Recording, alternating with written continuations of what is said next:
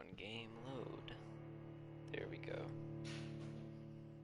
I willed it into existence.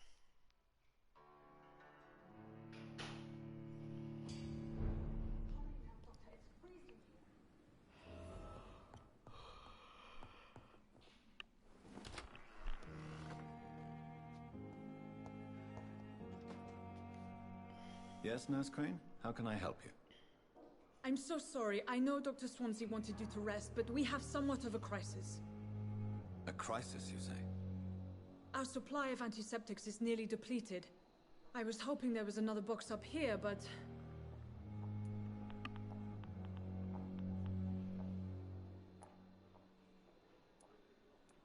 What type of hospital are you running? No antiseptics? You have been away too long, Doctor. With the war and now this epidemic, supplies have been running scarce for months now. I may have a solution. In France, during the war, drugs shortage was a daily problem, and we had to use our wits to overcome the shortages. However do you mean? If combined correctly, certain household chemical products can be used in a pinch instead. Now, where's the hospital storeroom? The storeroom? Fat chance. This is the Pembroke, and space is luxury we don't have. Everything used to be stored in the old morgue. Perhaps I should look there first. Where is this morgue? It's the large building behind the hospital. You'll need to go in the back door because it's been sealed off for sanitary reasons. Take this key. It opens a small back entrance at the end of a narrow street. The abandoned morgue behind the hospital. A small door at the end of a narrow street. On my way then. Thank you, nurse.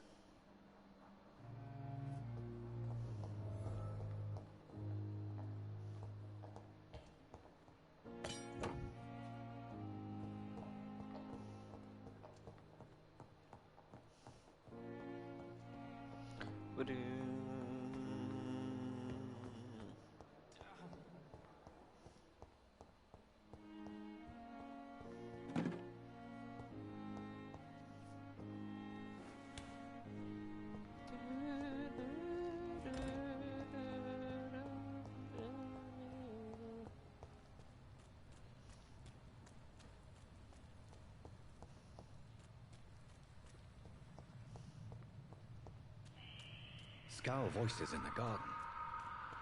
I should investigate. If they were to find somebody...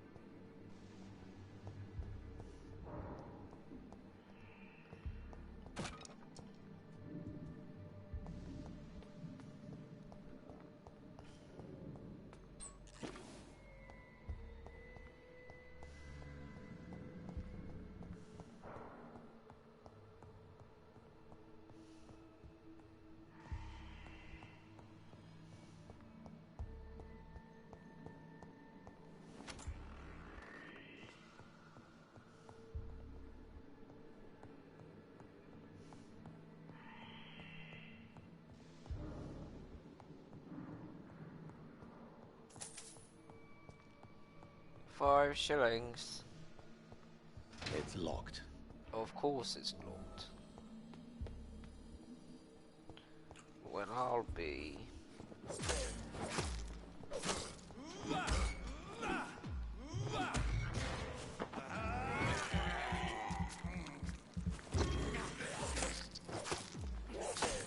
Behavior is similar to the infected William Bishop. Must be the same strain. This sickness moves faster than influenza.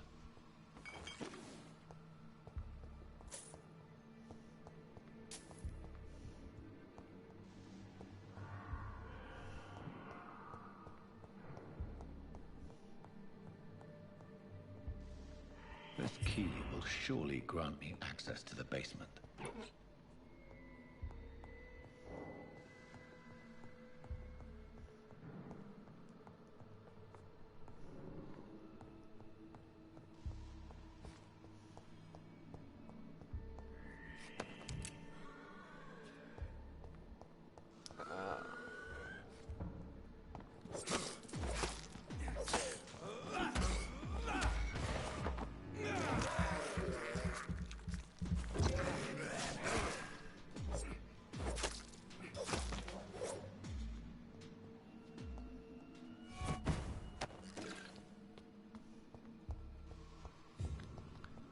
Balls of Mars, fortifiers. As popular as they are ineffective.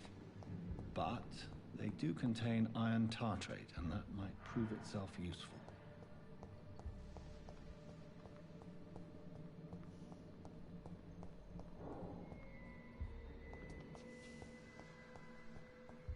I cannot enter.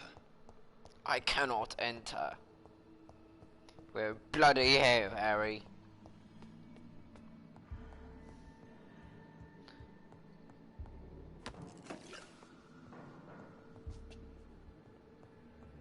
This right here is dead end. Do right, lad.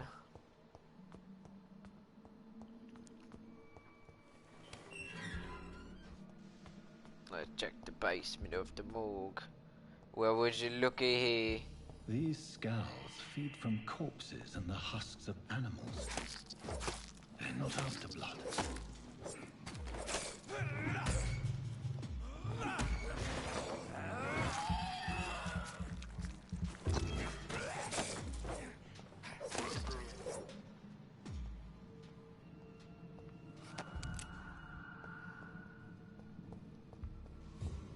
Bloody hell, Harry. Bloody hell.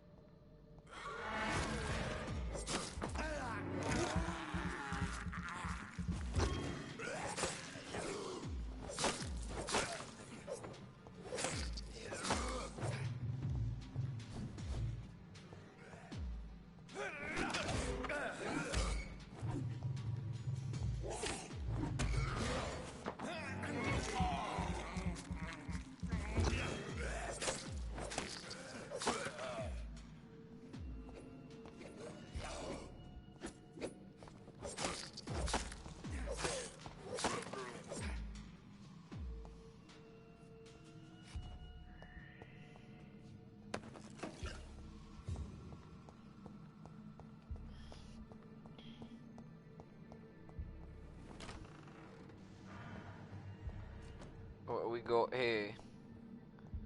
A dead body. Mr. Connor's injuries don't match the report. I'd better look into this. It's locked, all right.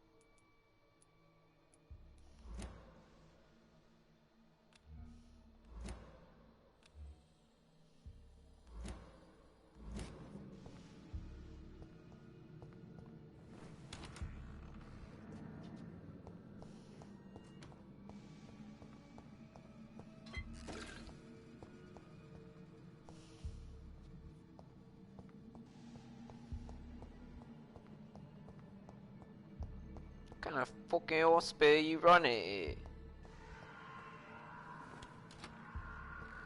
You must be blooming mental. This morgue is in piss poor shape. Ah, I see, we've got ourselves a little John Doe. Oh no!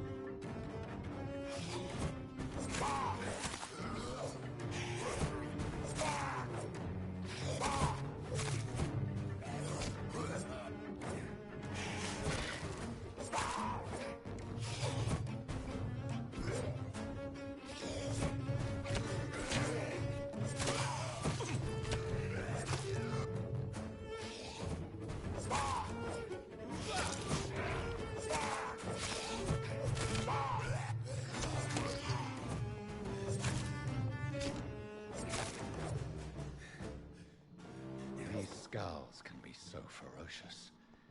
I'm not sure I can defeat them without becoming stronger. To drink blood is so tempting.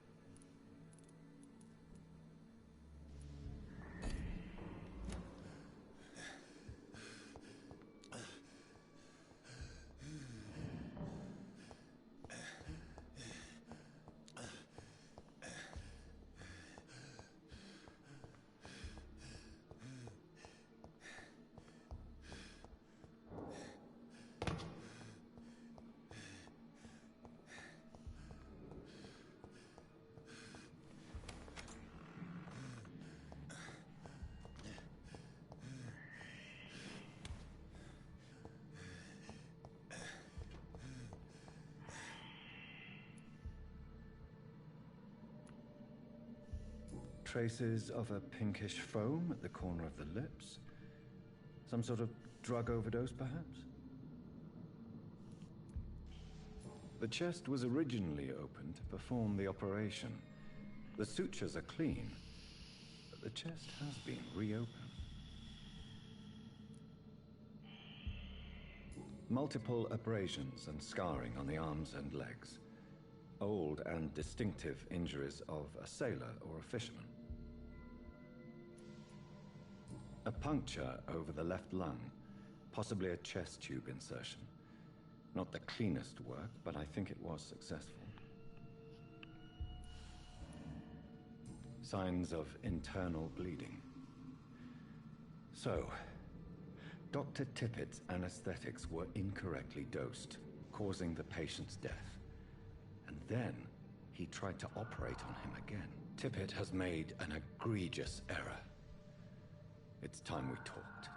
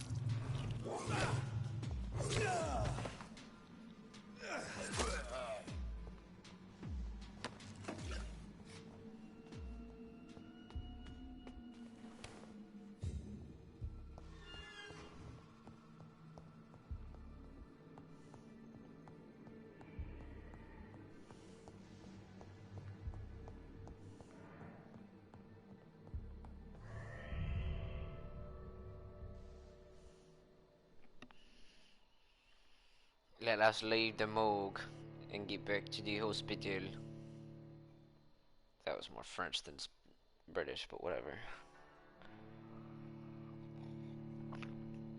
I have been in France.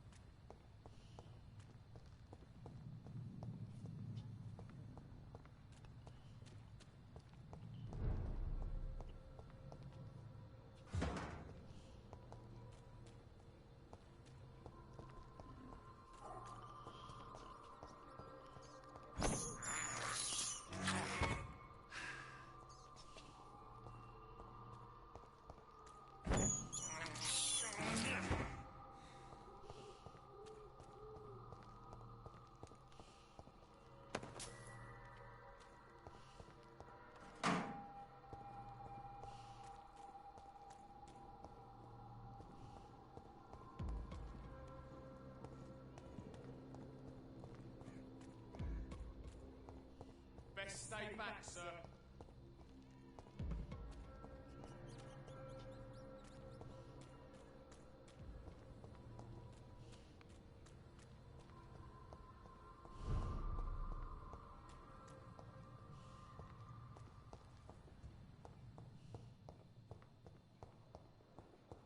It's locked.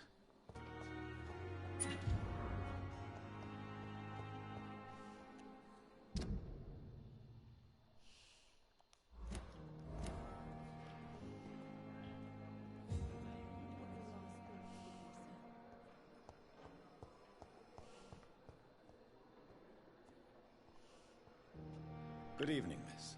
I'm Dr. Reed, the new surgeon at the Pembroke Hospital. And who are you? Your name has no meaning to me, mortal. You're nothing but dust blown by the winds of eternity. I beg your pardon? What are you begging for, mortal? My clemency? Well, tonight maybe I'm inclined to mercy. You'll never forget the night you met Thelma Howcroft. You keep calling me mortal. Why is that? And if I'm mortal, what are you? Well, Dr. Reed, if you must know, I'm a vampire.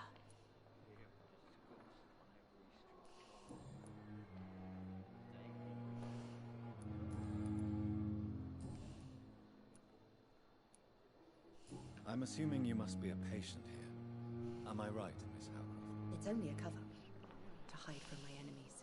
I can leave whenever I want. As a woman, a spirit, fog, or bat. Who are these enemies you mentioned? Can you describe them? I cannot say for sure. But I sense their eyes on me from nearby. I feel them watching me every time I visit the garden near the morgue.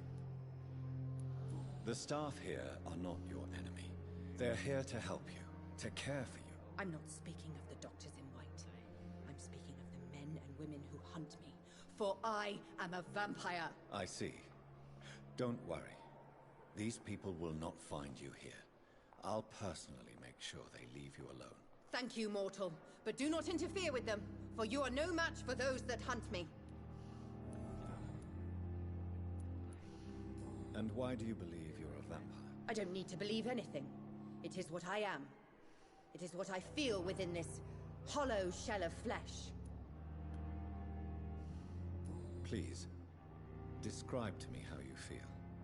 What is it like to be a vampire? I can hear my body crumble from the inside as my flesh cracks and fades. I sense the last pulse of postulant blood within my drying veins. I need new blood. I see. Have you ever heard of Cotard's syndrome, Miss Howcroft? Never. It's a mental illness discovered by a French neurologist named Jules Cottard. The affected patients are delusional. They believe that they are putrefying, that they are dead, a ghost or a ghoul. Or in your case, a vampire. Delusional, you say? Oh, sad and petty mortal. You can't even begin to understand the concept of immortality. And you think it is I who am delusional. Oh, please, lady, you have no idea who you're speaking to.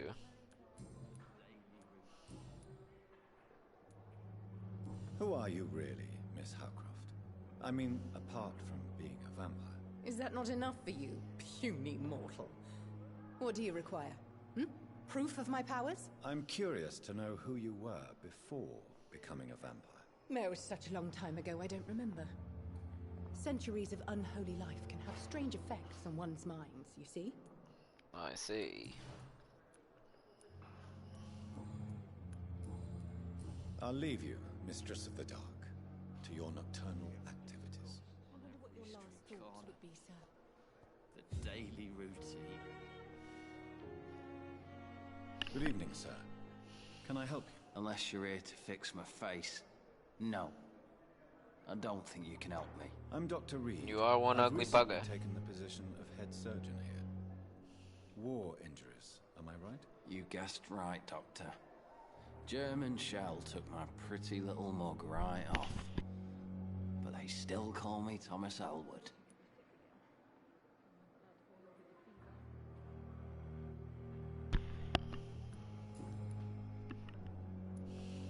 How is your stay with us, Mr. Elwood? Oh, it's bliss. I just escaped death in the trenches to be surrounded again by the moans of the dying. Can I ask you precisely why you're a patient here? It's the pain, sir. The drugs don't work. It just hurts under the scars, if you get my drift. Can I do anything for your pain? Nurses gave me a bunch of pills. No effect. Told you. It's like the flames are under my skin, burning away. Who is treating you? Is someone in particular looking after your case? Nobody since the old and tired doctor spoke to me. Started to think I was forgotten about. Wouldn't blame you. You don't seem worried by that. My face hurts so much more when I smile or cry. I've learned it's easier not to speak. But be assured I'm smiling inside.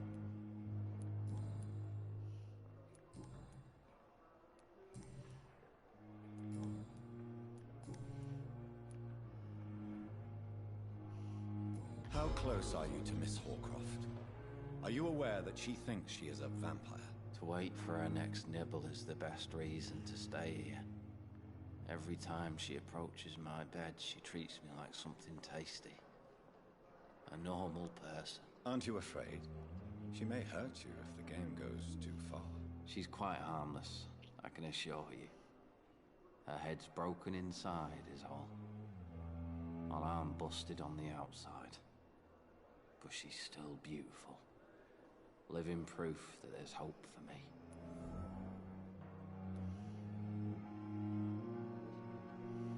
So do you let her bite you? You know that's not sanitary. And why not? She's only supping a few drops of me blood. And the pain, it's real for once. She could decide to bite less willing patients. Then it's another good reason for me to stay here, Doctor. You do realize she's mentally disturbed. It's called the Cottard syndrome. She truly believes she's a vampire. In her madness, she never refers to my scars. And frankly, if I could, I'd join her world. It seems much more fun than the real one. Where were you stationed, sir? Did you serve for long? I really don't want to talk about all this shit. No offense. I was pushing too much. I served in France myself. I just wanted to know what happened to you. You were an officer, weren't you? Then I doubt we fought the same war, sir. No offense.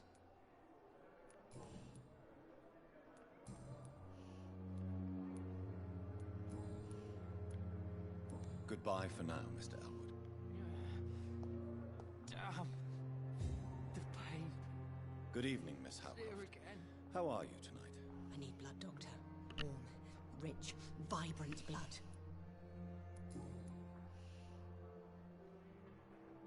Tell me, Thelma, why do you feel so attached to Mr. Elwood? Why him? I'm not sure, Doctor. I think we have a bond of some sort. We've both suffered so much. He's the only mortal I find interesting. Do you plan to make him a vampire too? Of course not. How could I inflict my curse on anybody else? I'm not that cruel, Doctor. Would you say you and Mr. Elwood are romantically involved? No. No, Thomas is a delicate soul. Even though he disguises it. But I am not the woman he needs. No, for I am a vampire, Doctor.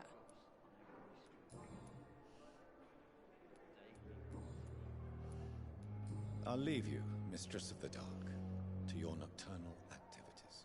Time has lost its effect on me, but the suffering continues. Good evening, Miss Howcroft. How are you tonight? I need blood, Doctor. Warm, rich, vibrant blood.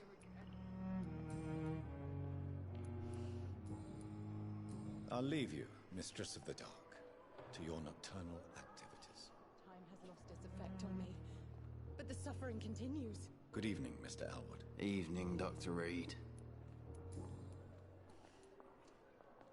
How close are you to Miss Hawcroft? Are you aware that she thinks she is a vampire? To wait for her next nibble is the best reason to stay here.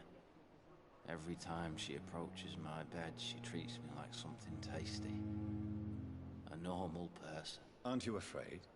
She may hurt you if the game goes too far. She's quite harmless, I can assure you. Her head's broken inside is all. While I'm busted on the outside. But she's still beautiful. Living proof that there's hope for me.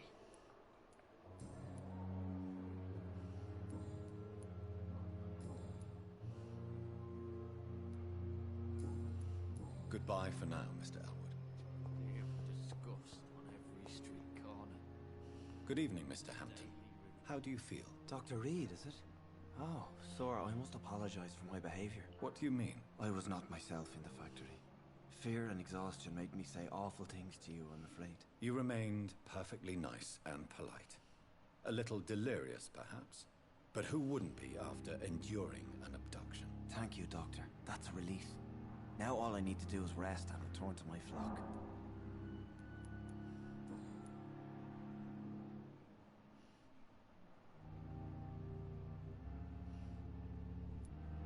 Do you know Tom Watts, the bartender from the Turtle?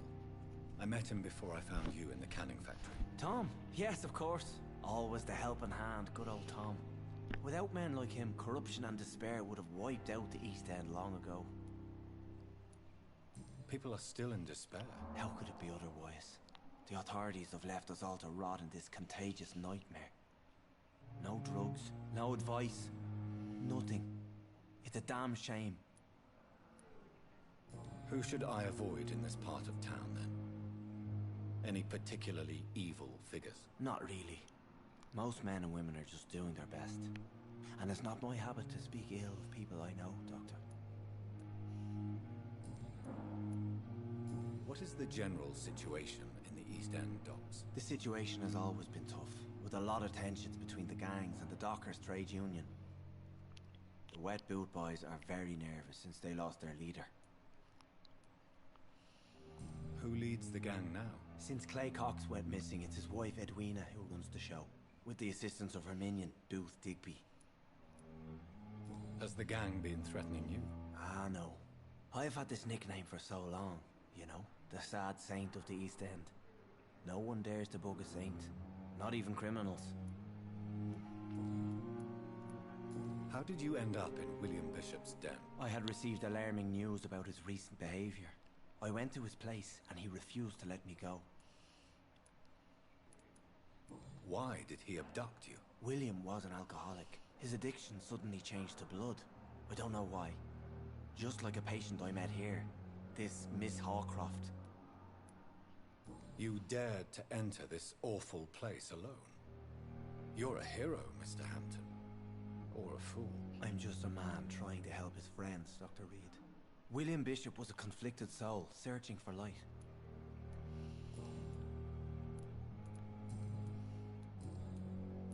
What do you do for a living, Mr. Hampton?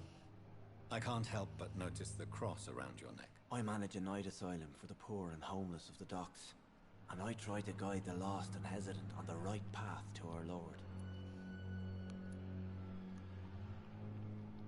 Why didn't you use your cross against William Bishop? To repel him somehow? That's a very strange question, Doctor. A cross is no magical token, if that's what you were trying to say. Not mine, anyway. Are you a priest, Mr. Hampton? A deacon, maybe? Not at all, Doctor. I'm just a man of faith willing to preach the good word.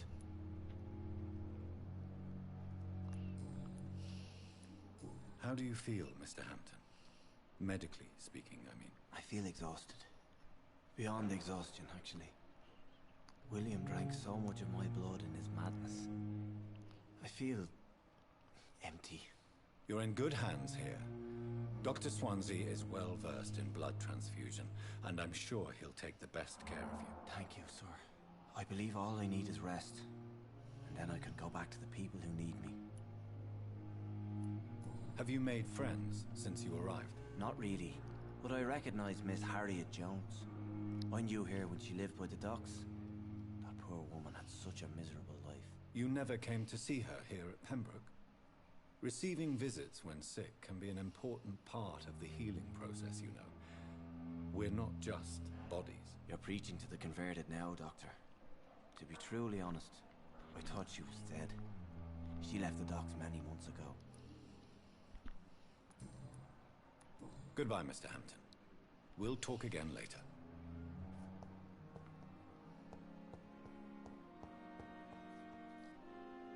Good evening, nurse. Good evening, Doctor. I don't think we've been introduced yet. My name is Pippa Hawkins. And I'm Dr. Jonathan Reed.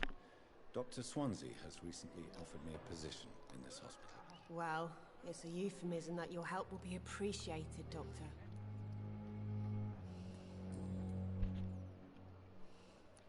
How would you describe the situation at the Pembroke Hospital? It's serious. The flu is wreaking havoc amongst the staff and patients. We are running out of everything. Nurse Hawkins, the Spanish flu won't last forever. Even the Black Plague didn't kill everyone. I wish I could believe you. But what if this epidemic was worse? What if in the end, nobody was spared? You must get a hold of yourself, nurse. Sorry, I'm exhausted. No one has any idea when this epidemic will be over. How long have you been a nurse? Well, long enough to see that the epidemic is winning. And no matter how qualified you are, don't tell me you'll change that.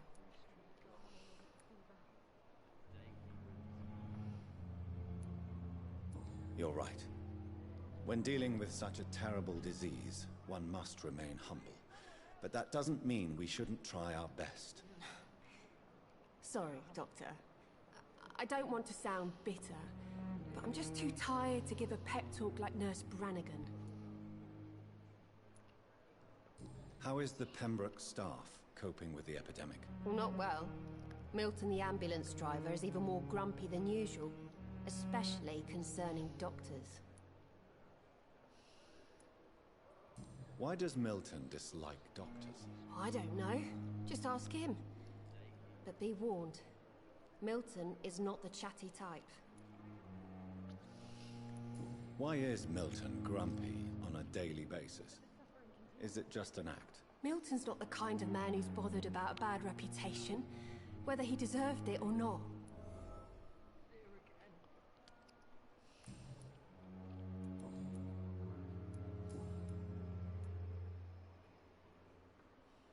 Pepper, are you sure you want to leave this hospital? To become a nurse was a little girl's dream. But in the end, I don't feel that useful. I want more. I want to make things change.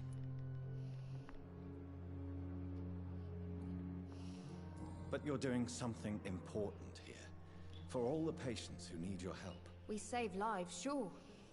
Each time we send a cured patient home, it's a relief beyond words. But since the epidemic, I feel so powerless. Goodbye, Nurse Hawkins.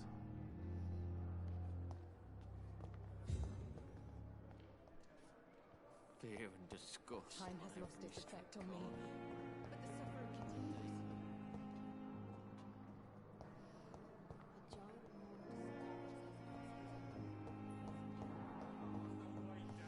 Blaming me will not further your agenda, sir. How long's it going to take to fix me problem? Good evening, Doctor. I believe we're going to be working together. Dr. Reed. Dr. Swansea informed us of your arrival, but I could not dare to believe we'd have such good fortune. Such an honor, sir. Thank you. And you are? I am Thoreau Strickland, Dr. Thoreau Strickland. I'm a great admirer of your work, Dr. Reed.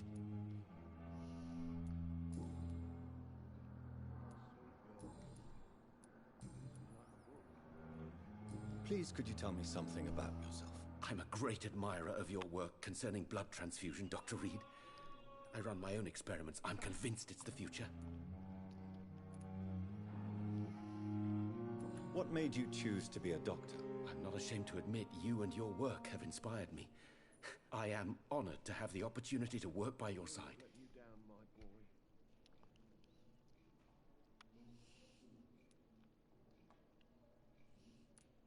It's always a pleasure to share scientific and medical knowledge with someone eager to learn. I'll be glad to help you if I can. This epidemic may be the century's most terrible disaster, but I'm convinced that we, as doctors, are the only ones able to defeat it. I based my technique on my mentor's research. He helped me perfect my method. What is yours? I'd rather not talk about it. For now, it's just theories and first approach. My process is purely experimental and unsuccessful. As long as you're cautious and methodical, you may remain empty-handed, but you won't fail. You're not the first one to warn me, but I am convinced knowledge is the main weapon against the ravages of this epidemic.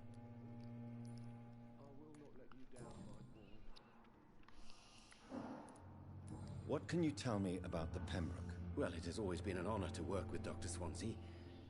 But with your arrival, I can't think of a better opportunity to learn about blood transfusion. Do you need help with anything in particular? Well, yes, maybe. I'm waiting for a batch of products I ordered for my personal research, yet my supplier seems to have vanished. Do you want me to play the errand boy for you? Oh no, Dr. Reed. But if you went personally to his shop, what with your reputation and all, he wouldn't dare to refuse the products I need. I see. Well, give me the address, for I may pass by if I have time.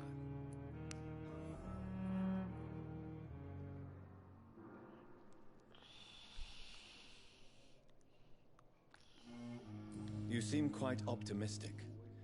It's a rare and precious attitude in these difficult times. I'm convinced that this epidemic is a test of endurance and dedication for us men of science. Questions remain about our capacity to resolve the situation. True, true. Last summer, during the first wave of the epidemic, I used to joke with Milton about the extra work. We're not smiling now.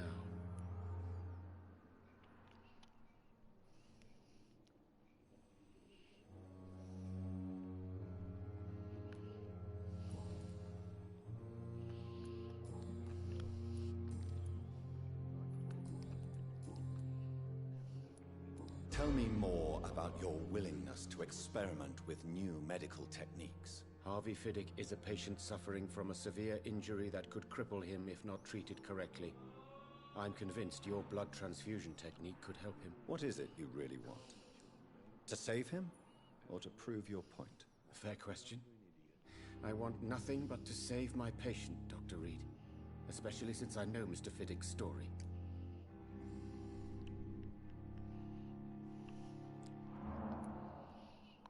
Tell me Mr. Fiddick's story. Our first diagnosis was compromised because Mr. Fiddick lied to us about the real origin of his injury. He first claimed it was an accident. But why would he hide such crucial information from us? Because he is a proud father, ashamed of putting his children at risk because of his own negligence. This personal involvement could also appear to be a lack of impartiality. You must know that a good surgeon must remain neutral. I agree. But that does not excuse Dr. Ackroyd's behavior. A man who did not even take time to converse with his patient. Do you think keeping his distance was a mistake? All I know is that I'm taking care of human beings with desires, hopes, and fears. Not some biological machine comprised of blood, bones, and flesh.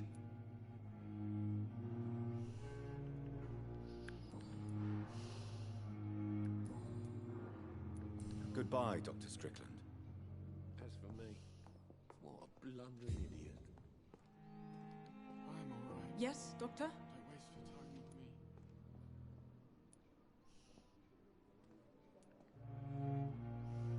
Why then do you always work the nights? Don't you ever sleep? At the Pembroke, we're always hands on deck. Your dedication to the Pembroke does you credit, Nurse Crane, but when do you sleep? We staff get our sleep when we can, Doctor. Nursing is a vocation, not the labor of a journeyman.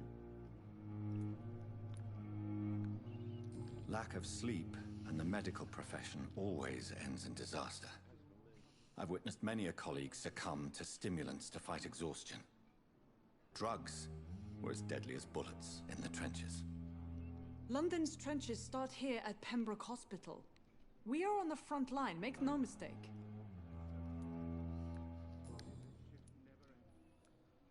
Exactly how bad is the supply situation here at Pembroke?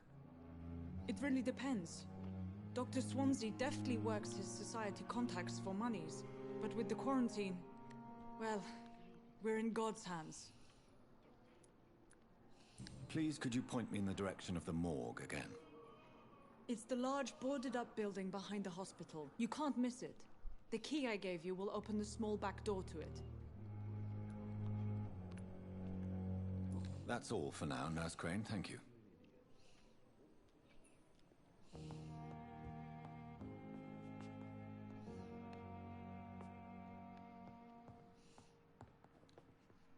Good evening, madam.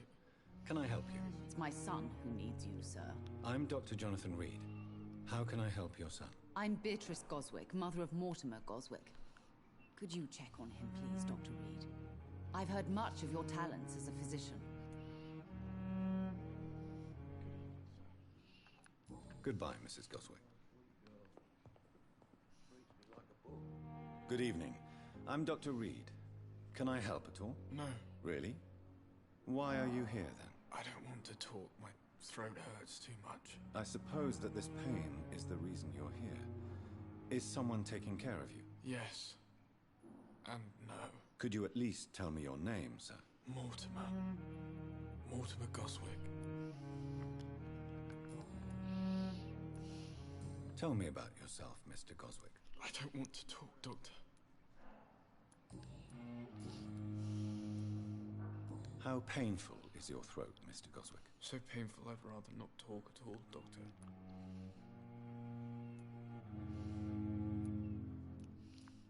I'm sure you realize a doctor and his patient have to communicate, sir. Would it help if I gave you some paper and a pen? Not really. I see.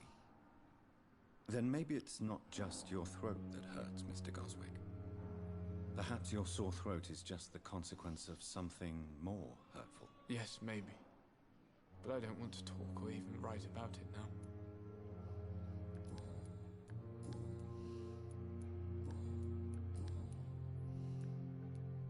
How painful is your throat, Mr. Goswick? So painful I'd rather not talk at all, Doctor. I'll let you get some rest, then. I'm alright. Don't waste your time with me.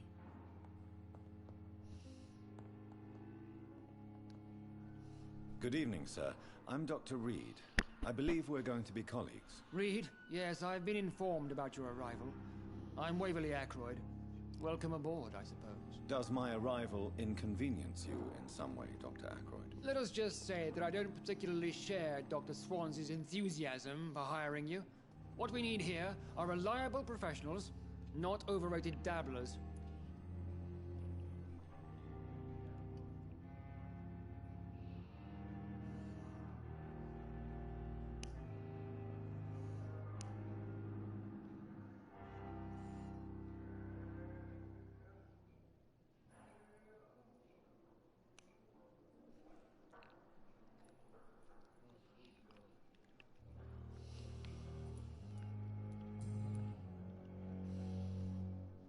If you have a problem with me, Dr. Ackroyd, please feel free to tell me. Dr. Swansea has imposed your presence on this hospital without asking anyone's advice. The benefit of his position. But I don't agree with it. I know we've never met before, but I believe this hospital could use all the help it can get. You will agree with that, I'm sure. Oh, but I have heard about you, Dr. Reed. Of course, you can't say the same about me, since I have not wasted my time courting the press.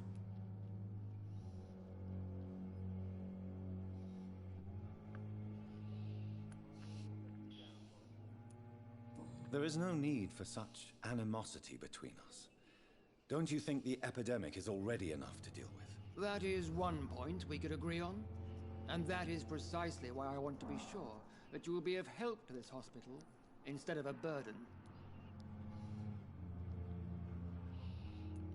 Tell me, Waverly, what do you think of Dr. Strickland's enthusiasm for his experimental research? Strickland is playing with his patients' lives for pride and glory. Now that, sir, is unethical. Are you thinking about something in particular? Harvey Fiddick needs delicate surgery. I believe we should stick to the usual procedure, but my young colleague obviously disagrees.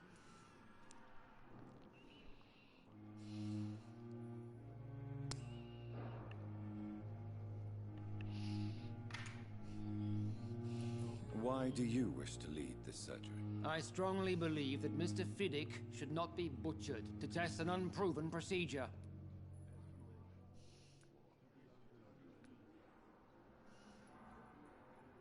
Other people may say that's too conservative a point of view. Conservative?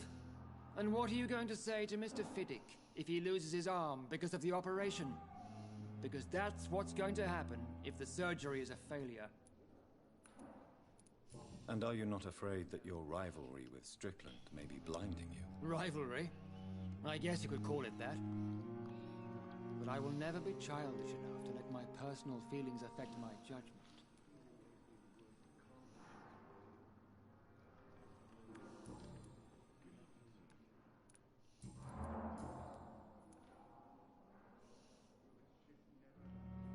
I don't know what you've heard about me, but I have already proved my value as a practitioner. I don't question your skills, Dr. Reed, but your motive. Is it money, fame, or are you truly dedicated? And what exactly is that supposed to mean? I served in the war just like you. But unlike you, I did not use the wounded to play the modern sorcerer. Be careful what you insinuate, Dr. Ackroyd. I only want you to admit you used those men to improve your theories.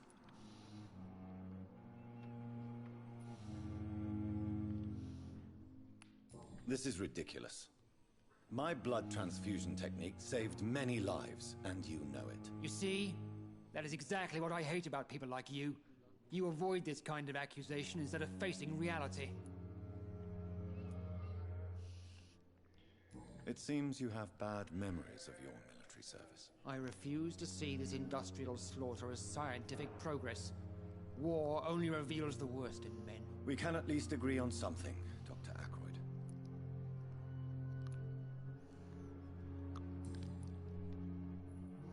Thank you for your time. We'll talk later. Oh, sweet girl. I'm so... Good evening, sir. I'm Dr. Reed. May I help you? I don't know if a third opinion is needed. Your colleagues are already arguing about my condition. I see. Would you mind telling me more about your situation? I'm Harvey Fiddick. All I want is to get me bloody arm fixed properly.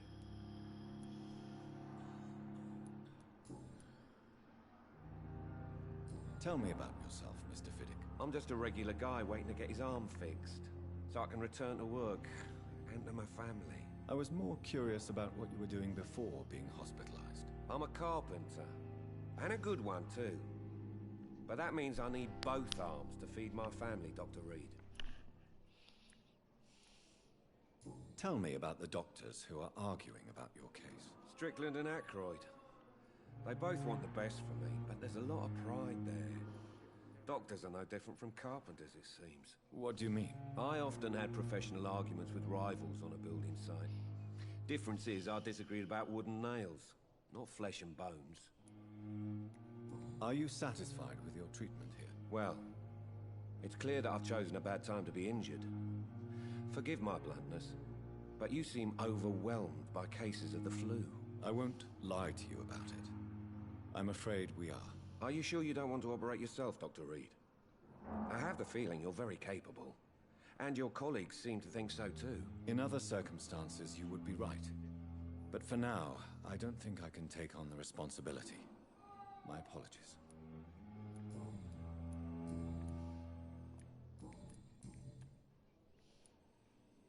Tell me about your injury, Harvey. Why do you feel so guilty about it? My wife died because of me.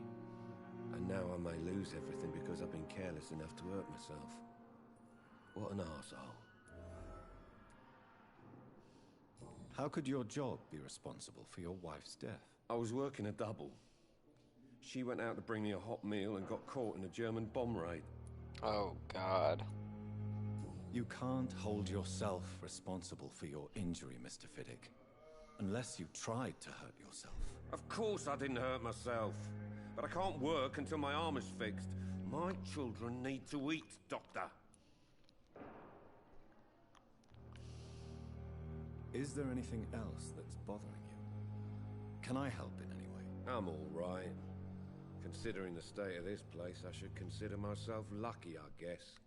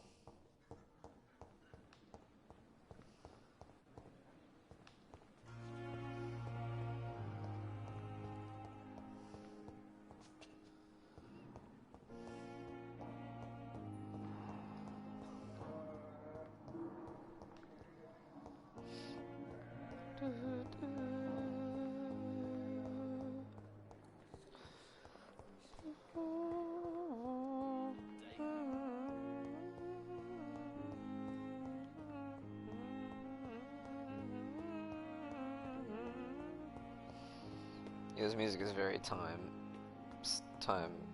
correct. Not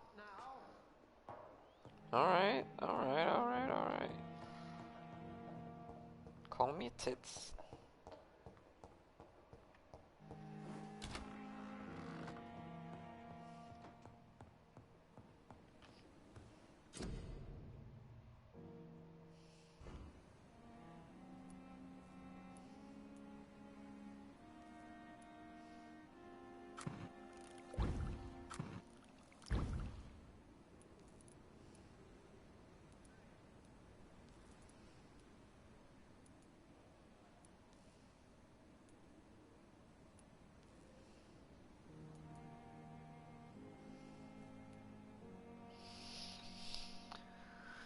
Treatment for pneumonia. I need more supplies. Some more codeine.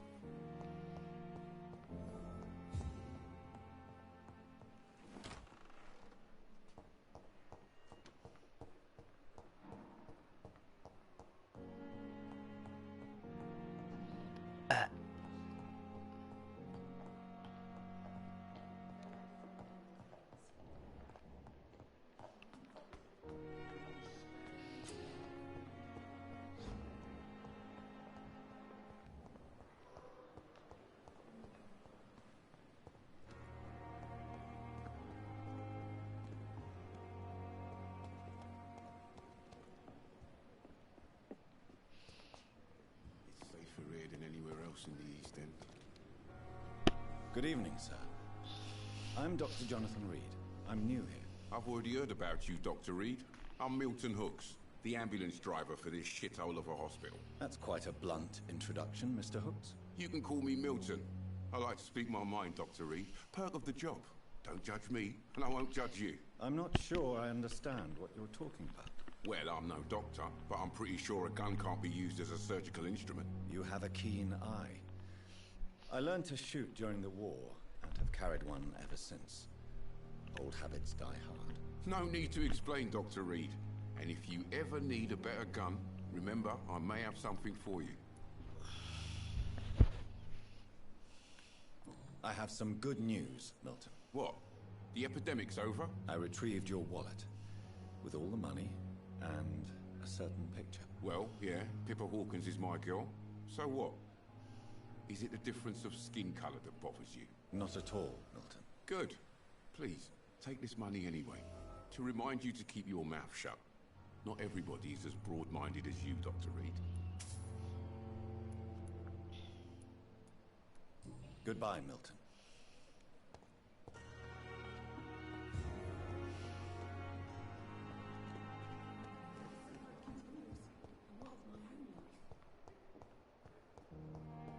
You at our side, Dr. Reed. I know that Pembroke will prevail and survive. I will not let you down. Finally, you've returned, Doctor. Did you find anything of value? Yes, nurse. You've worked your first miracle, Doctor. Now, this patient here needs immediate treatment. Duty calls. When the storm has passed, I'll show you how to mix the remedy yourself with the same basic ingredients. Many thanks, Doctor. When you've finished, you ought to report to Dr. Swansea in his office. He's been looking for you. Seemed pressing.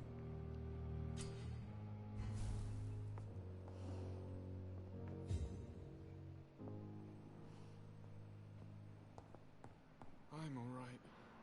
Don't waste your time with me.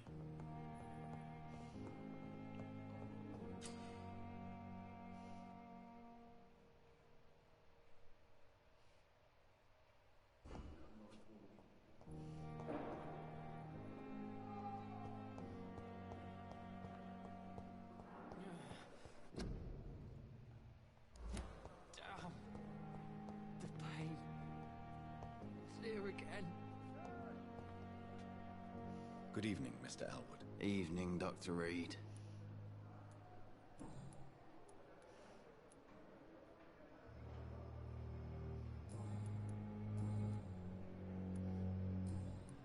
Goodbye for now, Mr. Elwood. Real disgust on every street corner. A daily routine.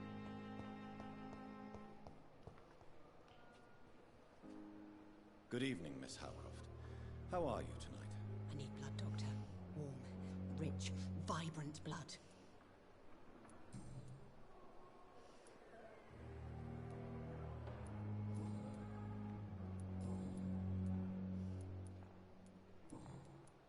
I'll leave you, Mistress of the Dark, to your nocturnal activities.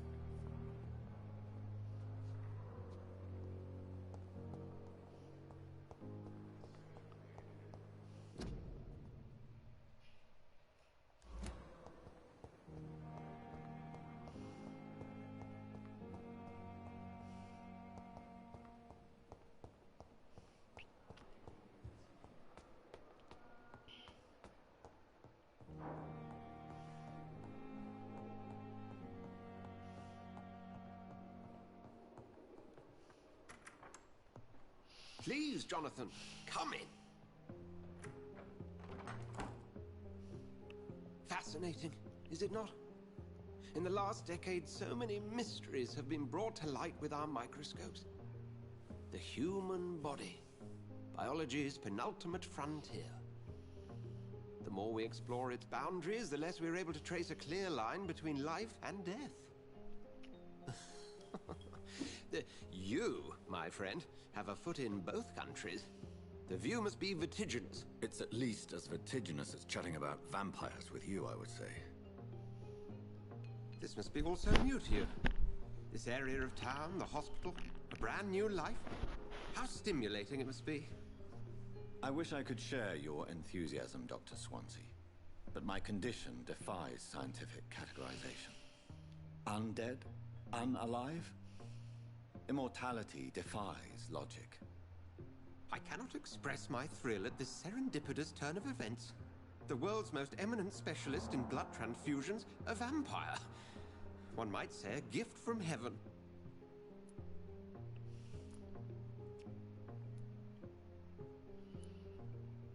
There is an absurd poetry to my situation. Physician, heal thyself. Forgive me. I've been an admirer of your work for a long time, and now you are so much more than a brilliant physician. And please, call me Edgar.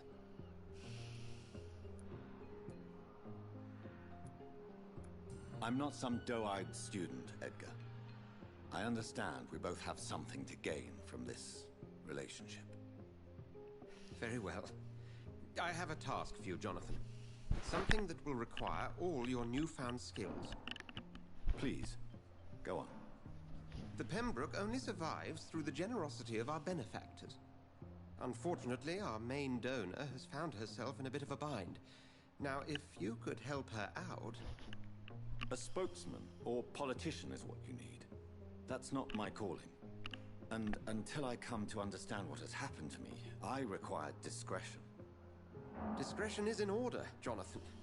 Lady Ashbury has recently received rather indelicate correspondence that, if revealed, would jeopardize her position. And you would like me to eradicate this threat? By the stole, of course not. I would just like you to pay her a visit. Her ladyship is certainly near the tents outside, tending the sick. You can't miss her. Look for someone impossibly delicate. Accepted. I'll see what kind of trouble Lady Ashbury is in.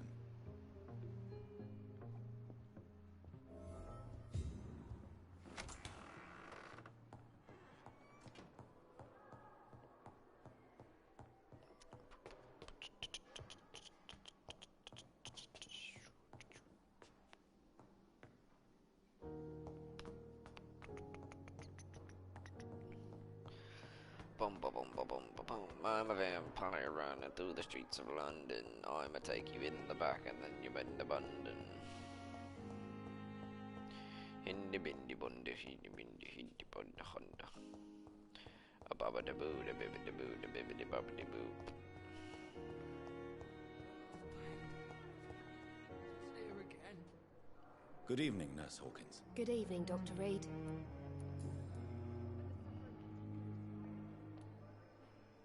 What steps are you prepared to take to feel more useful? I don't know yet.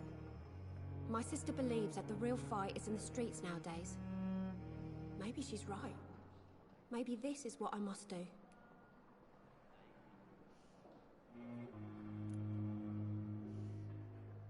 And what about Milton Hooks? Does he share your point of view? For Milton, any change means more comfort and more peace. I disagree.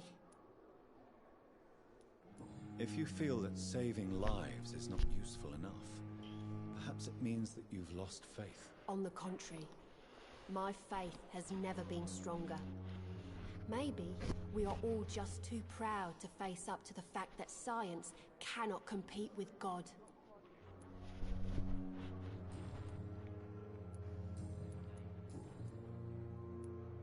Pepper, I know you're very close to Milton Hooks. Yes, Milton Hooks is my man.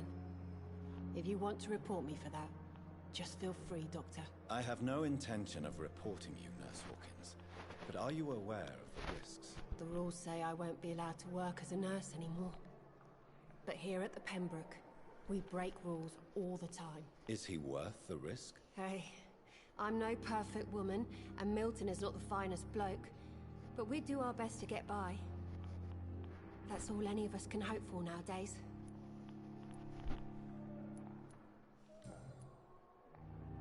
Goodbye, Nurse Hawkins.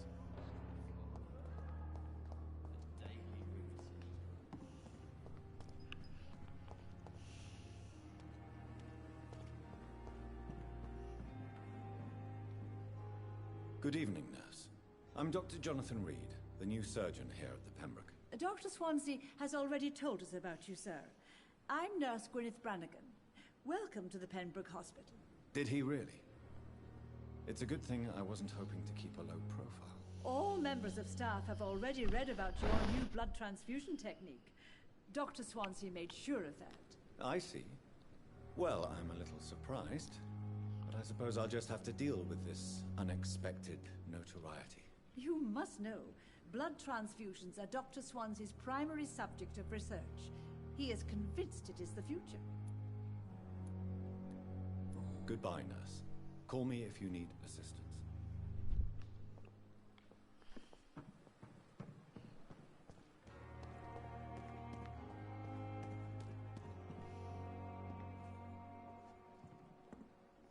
Good evening, sir. So it is true. The famous Dr. Reed has joined us. I can't think of any better news during these terrible times. Do we know each other? Actually, yes. We met once before, at the Rockefeller University in New York. Dr. Tippett, yes, I remember. I was assisting Professor Carell.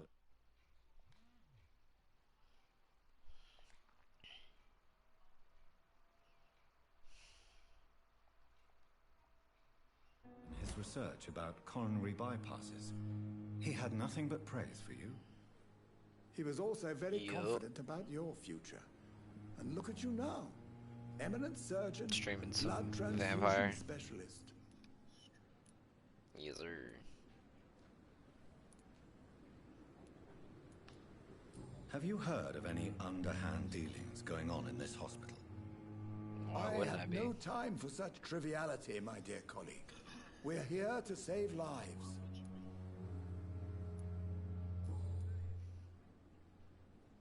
Corcoran, I want you to tell me about Mr. Connor. How did he die? What happened? He was my patient. He died because of my mistake. That's the blunt truth.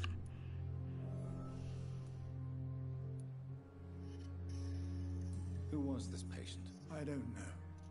Some sick man from the docks. Maybe a fisherman. I had no time to talk with him. No one claimed a body. What was the nature of the mistake? It was a twofold error. My diagnosis was wrong, and the administered dosage was too strong. Nope. Corcoran, I want you to tell me about Mr. Connor. How did he die? What happened? He was my patient. He died because of my mistake. That's the blunt truth. Why not stop practicing? Are you mad? I killed that man, I admit it, and it won't happen again. I have saved so many lives since then.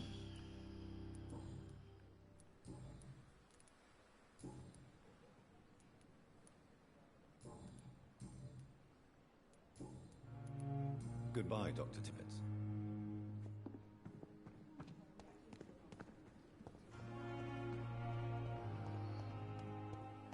Hello. The flu took my dear wife, Emily. I take comfort knowing we'll soon be together again. Mr. Rainfield, that's no way to talk. You're in good hands here, and we'll be up again soon enough.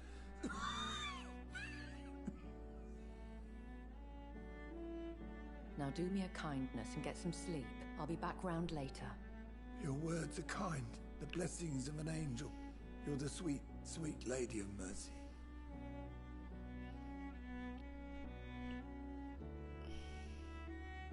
Good evening, Dr. Reed. It's a pleasure to see you again. You seem surprised. Dr. Swansea has brought me up to speed concerning your recent appointment to Pembroke Hospital. You're a the lady who saved me that night, before vanishing into thin air. I remember you from the pub with Dr. Swansea. Indeed. Allow me to introduce myself formally this time. My name is Lady... In spite of the brevity of our encounter.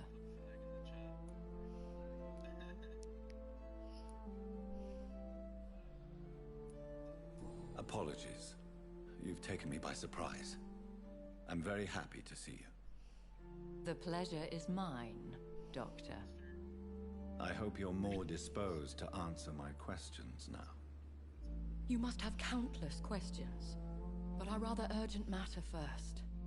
Swansea has explained. My cover, if you prefer, has been compromised. Dr. Swansea has commissioned me to be your agent in this matter. You could start by explaining what's amiss. These past insufferable weeks, I've been the victim of extortion. I've made a first payment, but the blackmailer grows greedy. I must refuse his most recent demands.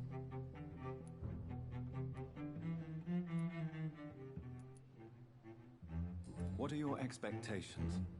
Please be precise. As the newly appointed surgeon of this hospital, you are in an excellent position to ask innocent questions and deftly learn the identity of my blackmailer.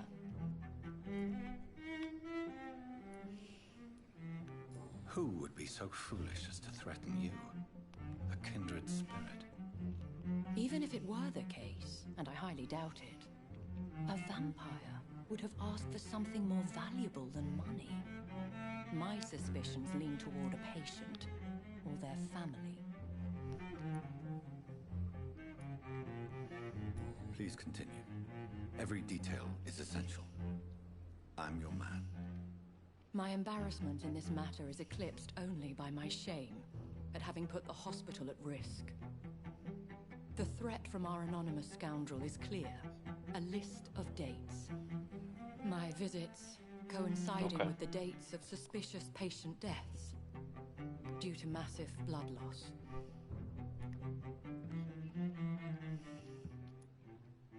I'll take care of it. Do you know where I should start? It's not bad. If that was the case, I'd settle the matter myself. You could talk to our local gossip, Harriet Jones. Not a pin drops here without her hearing about it. I'll meet that woman now. My life, as others know, is in your hands, Dr. Reed. I'm sure of your discretion, but I do fear your powers of persuasion will be put to the test. When this is resolved, I'll be your obligé. I'll answer all questions in regards of your condition. Yeah, can you do me a solid? I was just gonna say, can you make sure that your mic isn't picking up if you've got your thing set to where your audio doesn't go through the stream. If you're gonna play videos, I don't mind hearing it. Okay.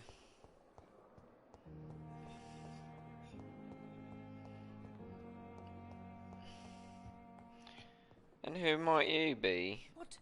What? What is this? Who are you? Get out of my room. There's no need for alarm, madam. I'm Dr. Reed, the new surgeon. Preposterous. Dr. Reed, you say?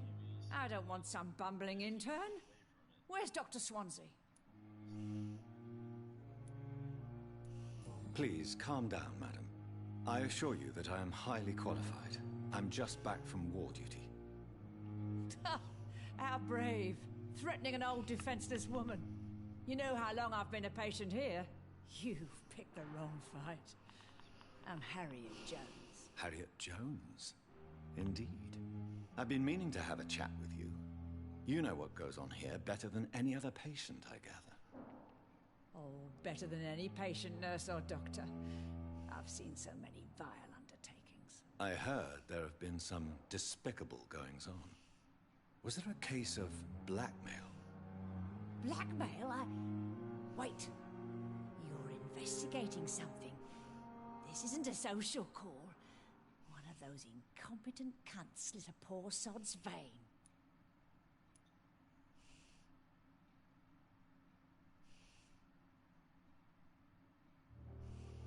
If I didn't know better, Miss Jones, I'd be inclined to say you enjoy this type of idle gossip.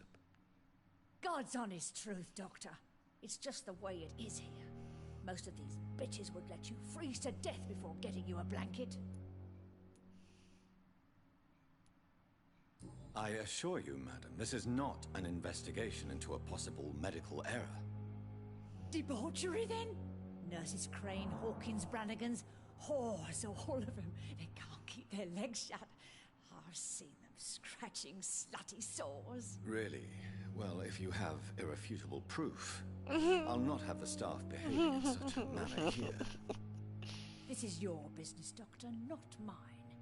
But I swear one of the nurses is cavorting with some man on hospital hours. Thank you for your time, Miss Jones. You've given me something to go on.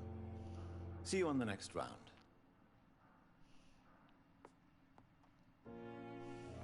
Miss Jones, greetings. How do we feel? Again? Waking a poor old woman in her sleep? There isn't a poor life needs saving somewhere? Now, I need to ask you a few simple questions.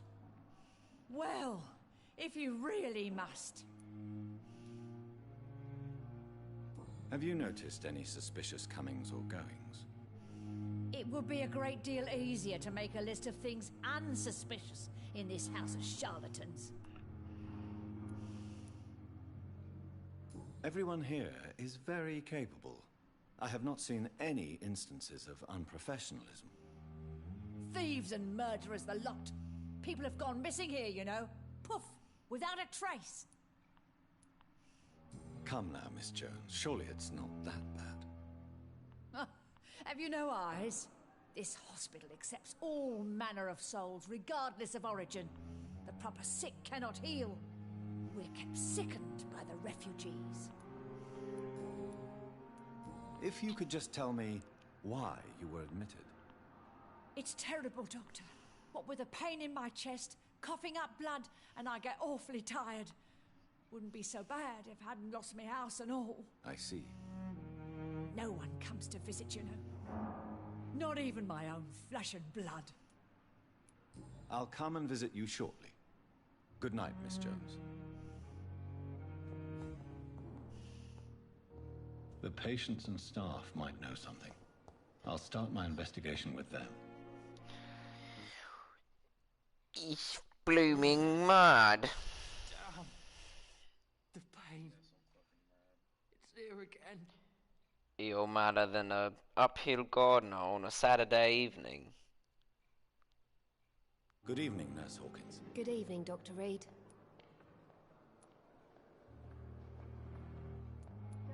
What can you tell me about the strange man visiting one of the nurses during her shift? Let me guess. You spoke with that old shrew, Harriet Jones. Do not pay attention to her, Doctor. She's full of fanciful tales.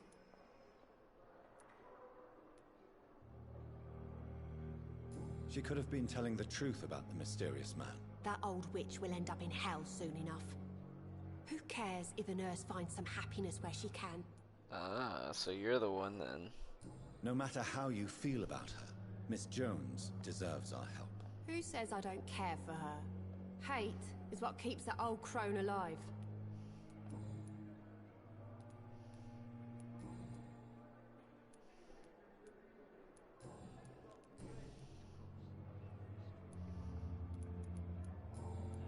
Goodbye, Nurse Hawkins.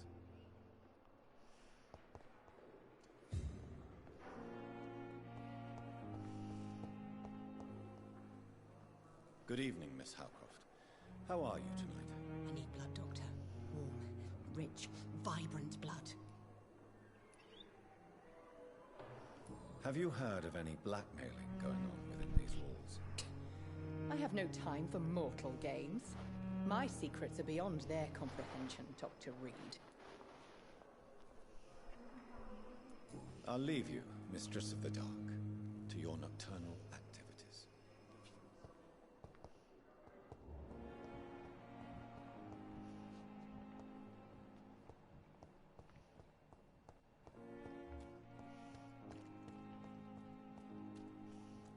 Thelma Howcroft said she was being watched by vampire hunters. Where are they hiding? The dead. I should investigate. Good evening. I'm Dr. Reed. Always a pleasure to meet a colleague, sir. Especially when he was supposedly dead. A colleague? Are you a doctor too? Not anymore, sir. I used to be Dr. Rakesh Chadana. Now, I'm just Mr. Chadana, pawnbroker and humble guardian of this morgue. What do you mean, you used to be a doctor? Was your license revoked? No, sir. It is just that I like to be precise. I run a little pawn shop while taking care of the dead. But I used to be a real doctor. Have you heard of someone blackmailing people in the hospital? Pardon me, sir, but I have no idea what you're talking about.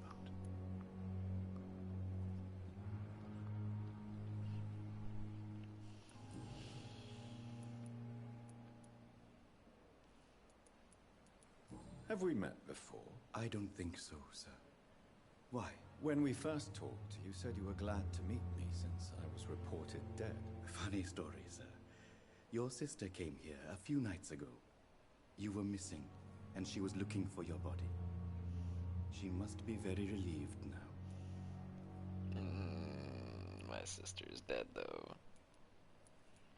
Do you work here alone? Yes, very easy work, sir. All I have to do is watch a few bodies. The situation was very different when the main morgue was still open.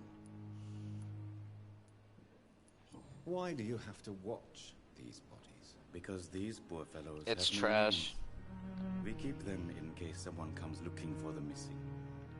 The way you rank up your cars, you have to like open packs and shit to like get car upgrades.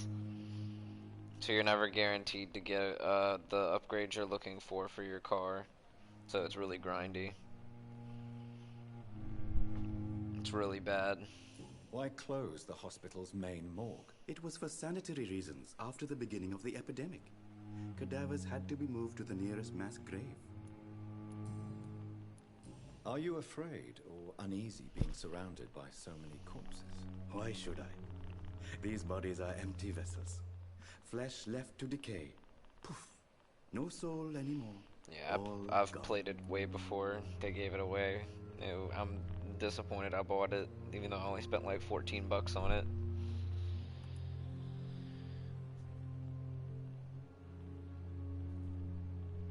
An interesting point of view. And quite an exotic one, too. Most people fear, or at least have a respect, for dead flesh. Sir, as a medic during the war, I learned to face my death and the death of others. It's the pain we have to tame, not death itself.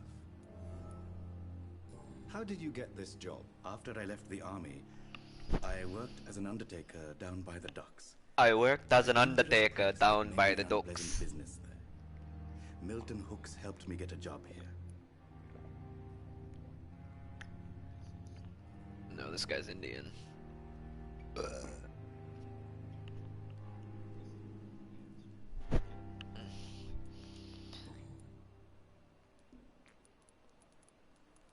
I thought I just got a hint. What do you mean?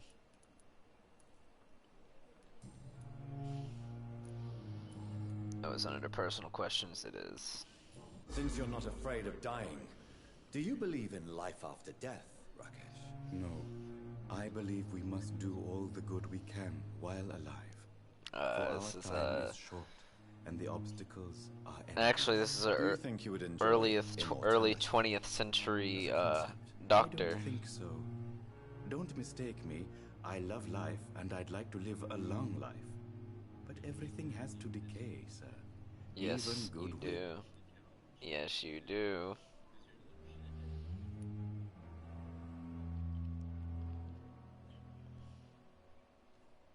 Do you really believe goodwill cannot last? As I said, sir, everything decays.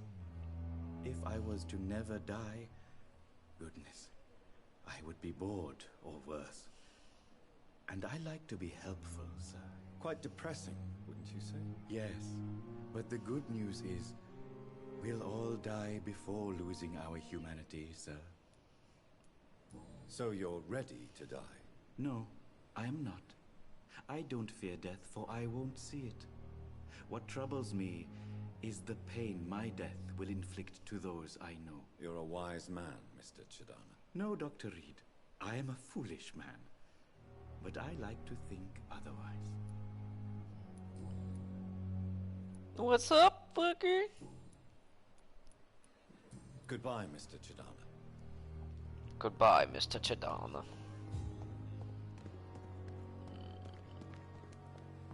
Look at all these dead bodies. I love you too.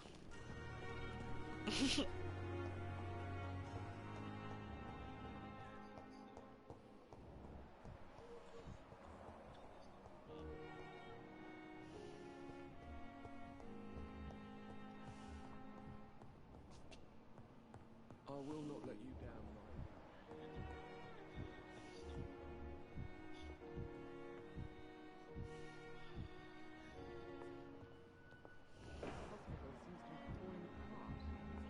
Move out of my way, lady. Jesus. This guy's got fatigue. Wonder if I could fix that.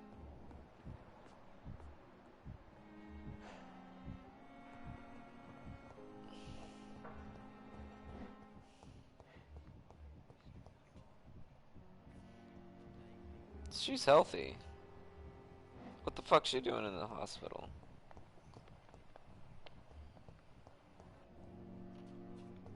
No decency. All liars and thieves. She's healthy too. What the fuck? Damn. The pain. It's here again.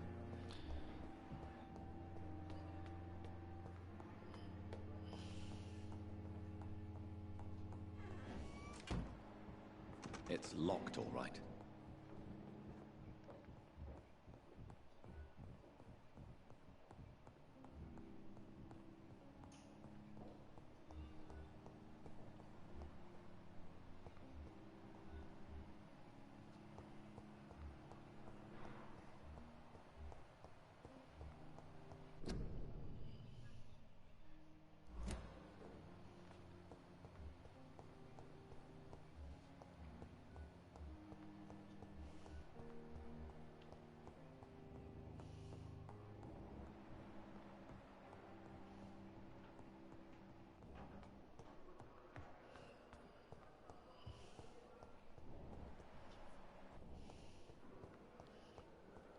Where is the nurse? You are going to reveal all your secrets to me, even the darkest thoughts in your heart. My blood and soul. They belong to you now. The life running in your veins. This dead flesh needs it. Oh, please spare me, Dark Queen. Spare your obedient slave. This bitch is insane! I want to see her bite him, bro. Good evening, Nurse Hawkins. Good evening, Dr. Reed. What can you tell me about the strange man visiting one of the nurses during her shift? Let me guess. You spoke with that old shrew, Harriet Jones. Do not pay attention to her, Doctor. Do She's full not of pay fanciful attention tales. to her, Doctor. She's full of fanciful tales. Goodbye, Nurse Hawkins. Damn. The pain. Bro, where the fuck is this nurse?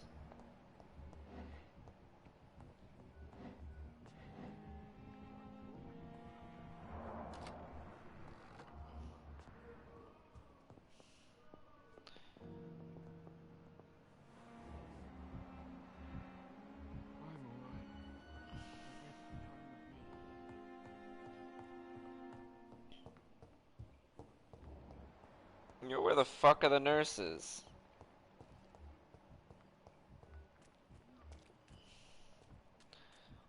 No, bad dog.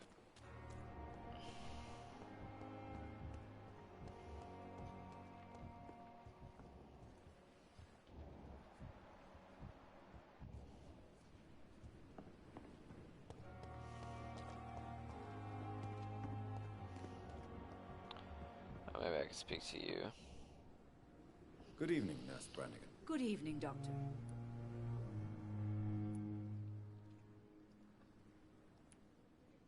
Do you know if any of the hospital staff have criminal backgrounds? I know, I The heard. people who work here all come from very different backgrounds, Doctor. just like the patients. Have you seen a strange man visiting any of the nurses here? I've never heard of such a thing, Doctor. Do you require medical assistance, nurse? Thank you for your concern, but I'm fine. Goodbye, nurse. Call me if you need assistance.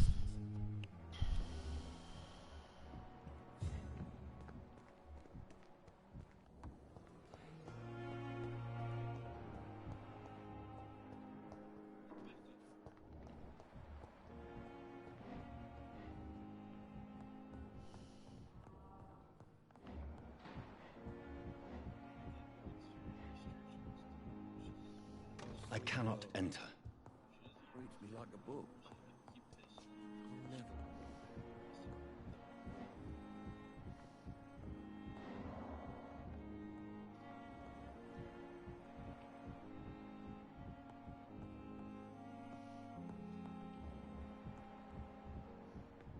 What the fuck just happened here?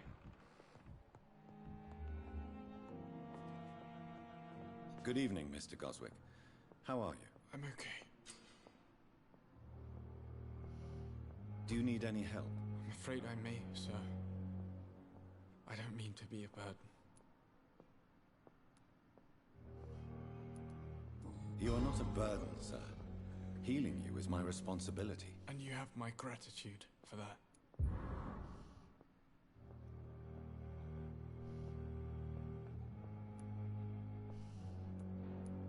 Have you heard rumors about blackmail in this hospital? No.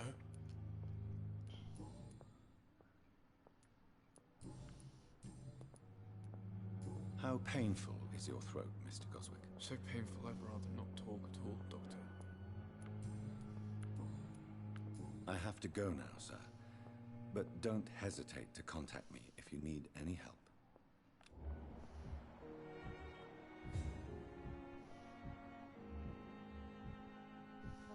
Seems to be falling apart. But in the circumstances, I'm willing to give you the benefit of the doubt.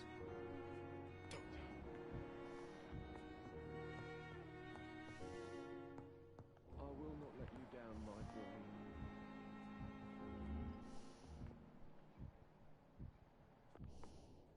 I'm alright. Good evening, Mr. Fiddick. Good evening, Dr. Reed.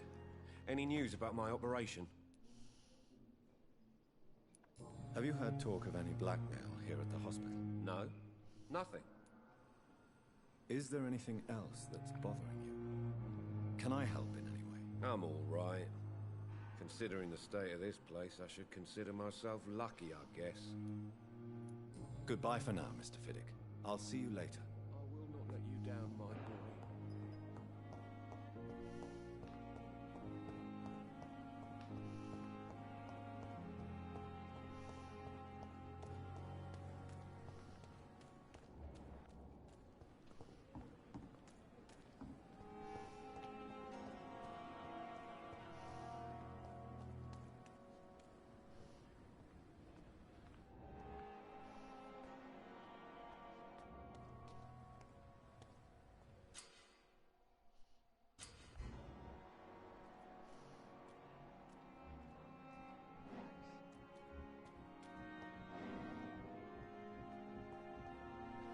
Don't worry, we're safe.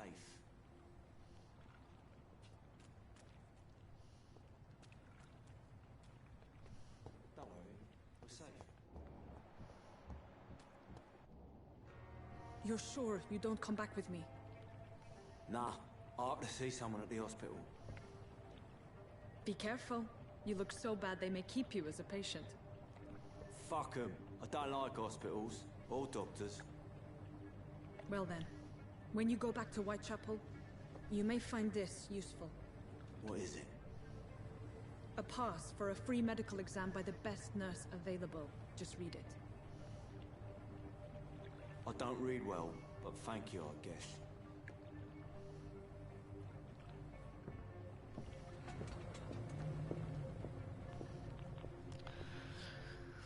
Well, well, well, what do we have here?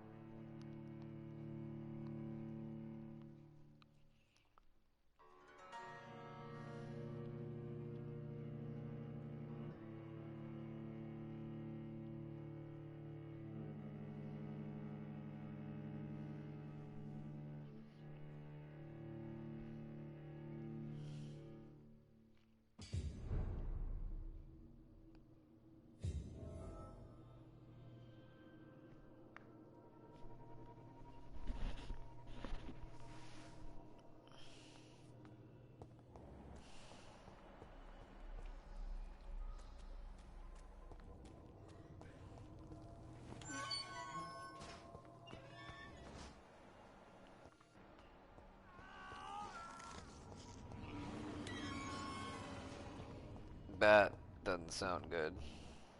This man has been savagely attacked and dragged to the floor.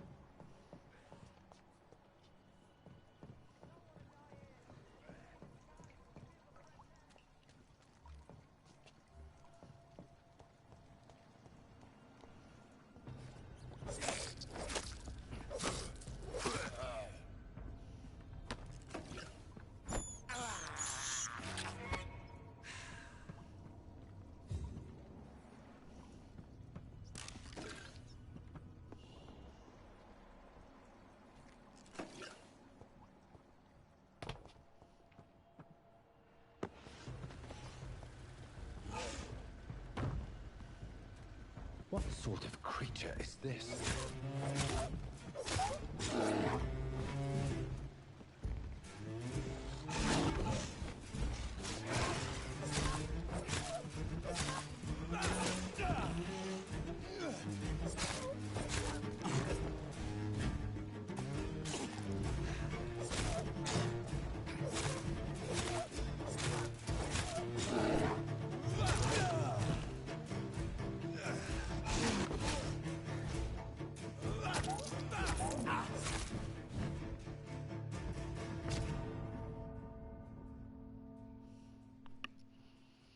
Oops.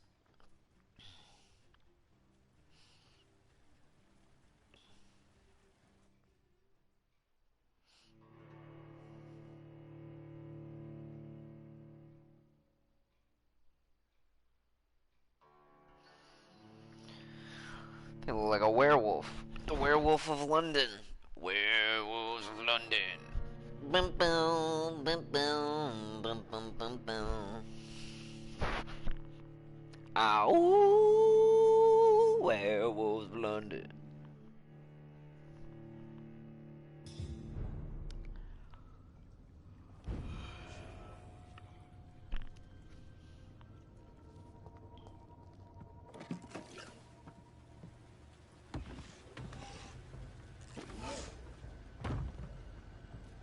What sort of creature is this?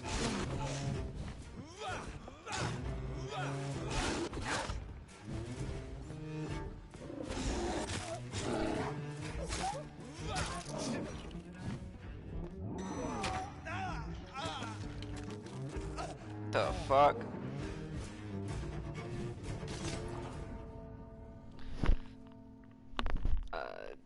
Okay.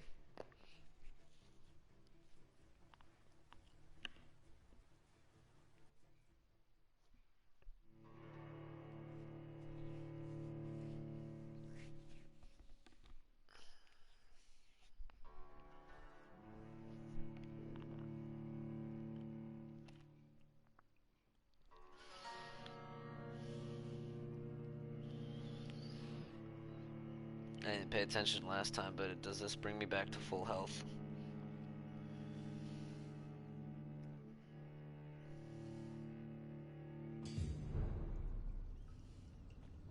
It does. But I don't have any blood.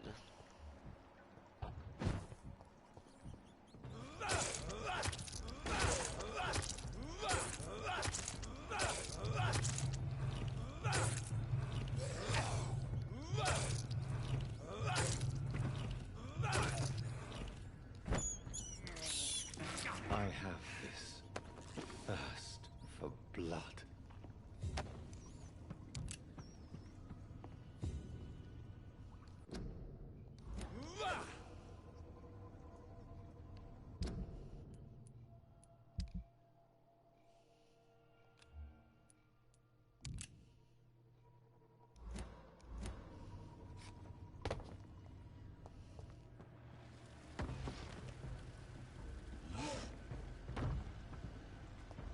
What sort of creature is this?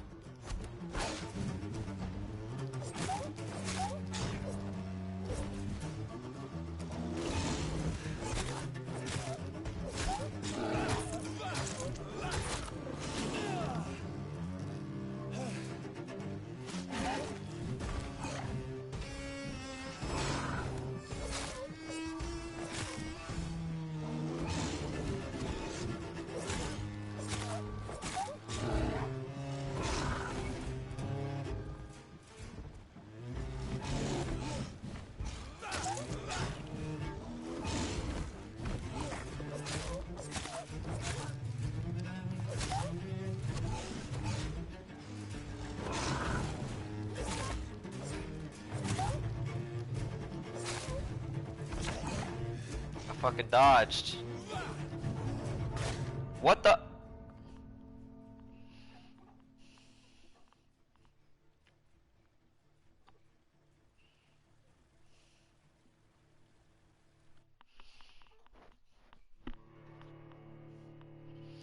I have been defeated. Curse you, Garrett Gate. You have no real super sand.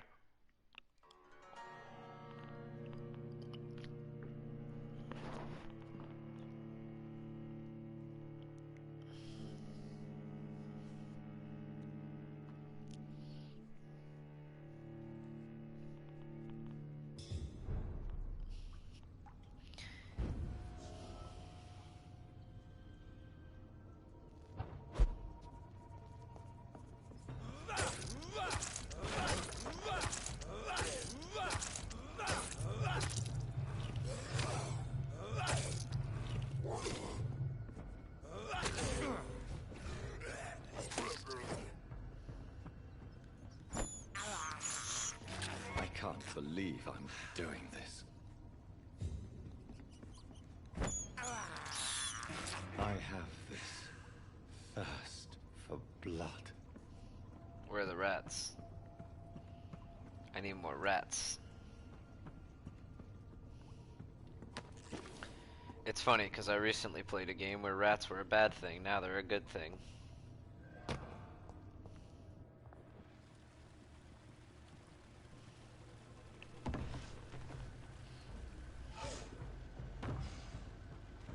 What sort of creature is this?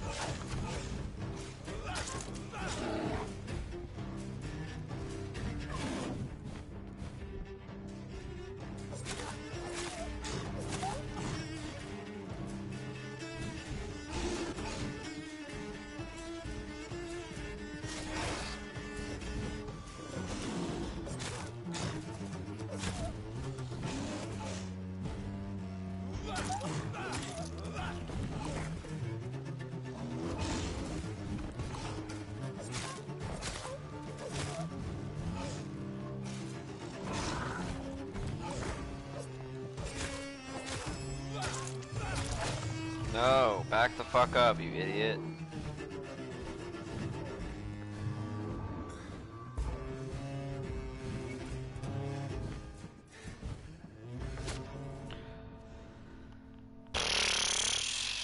I'm not ready for this werewolf. I'm only level, what, 4? This thing's level fucking 9.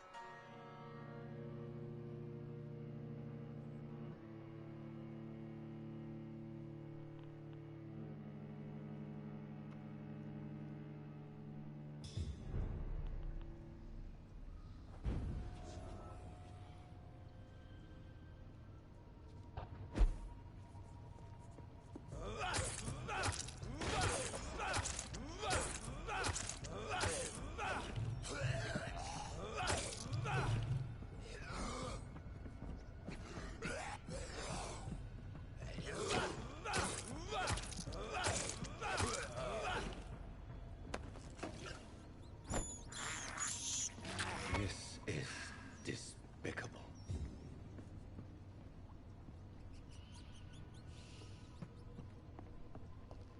Yeah, I'm level 6, actually. I should be able to beat this thing.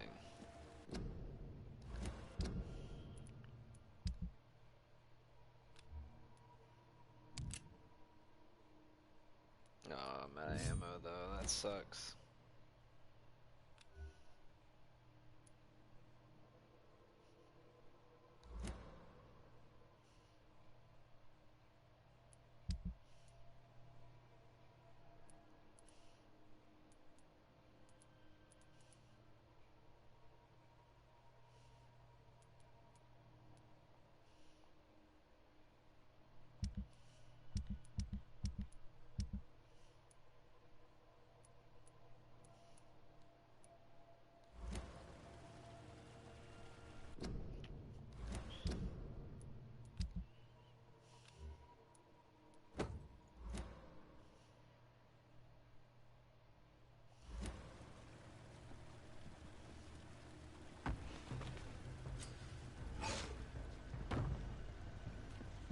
What sort of creature is this?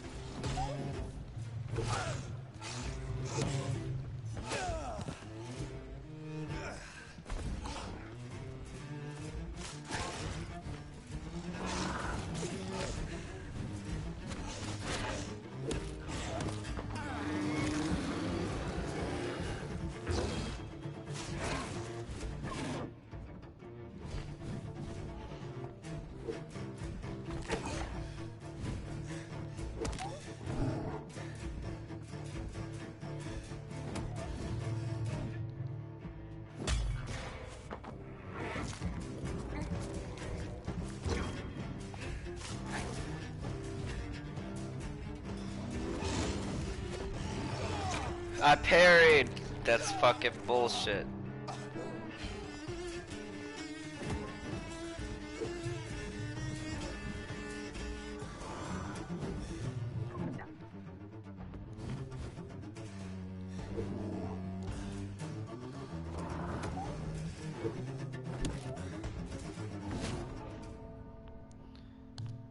I parried, but okay. I think I was better off with what I was using before.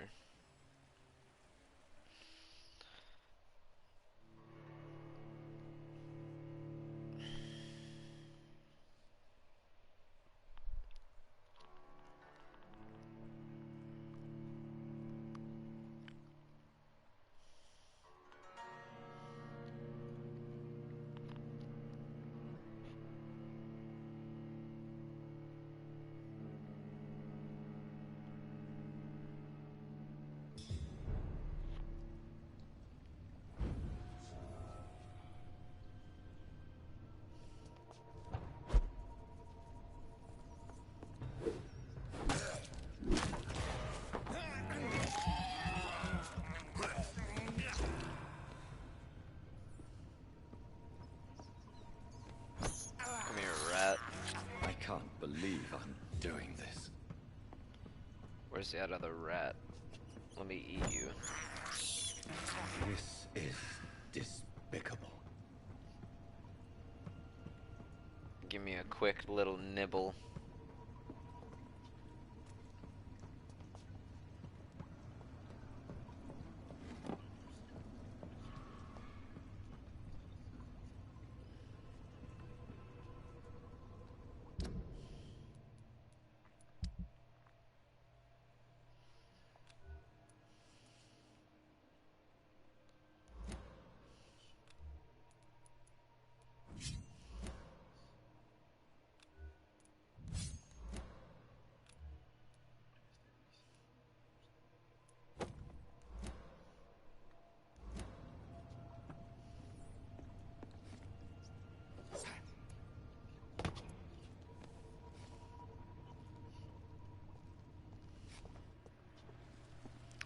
Alright, let's get in there.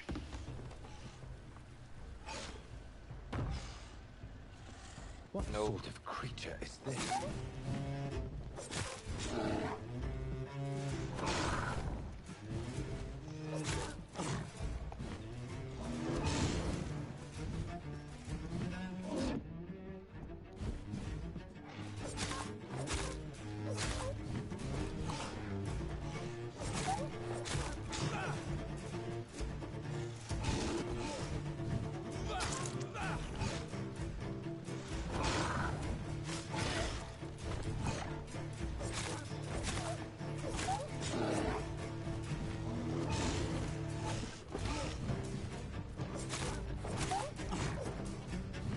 Who?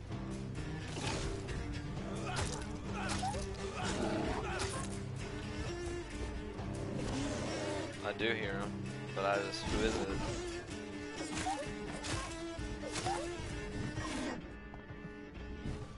Thought he lived with this girl.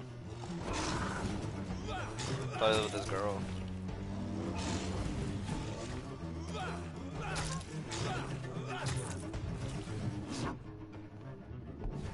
Oh, back up.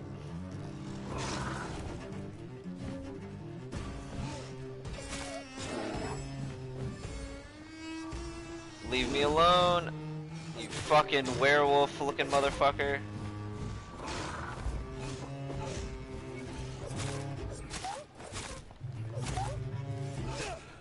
Oh shit.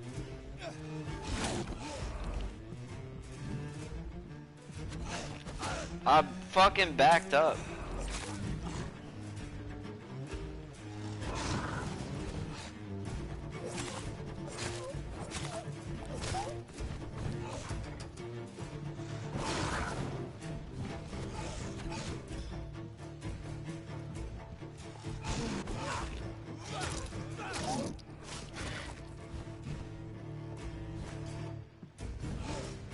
Don't touch me!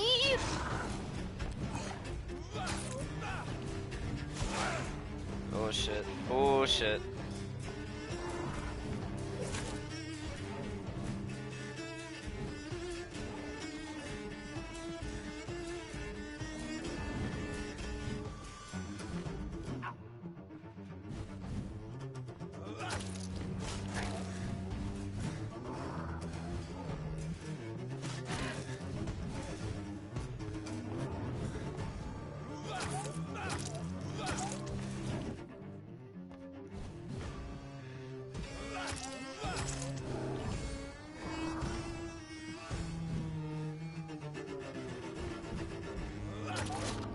No, I got greedy.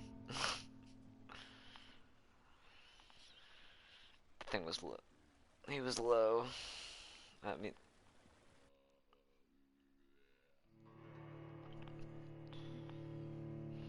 what are you doing in my swamp? What are you doing?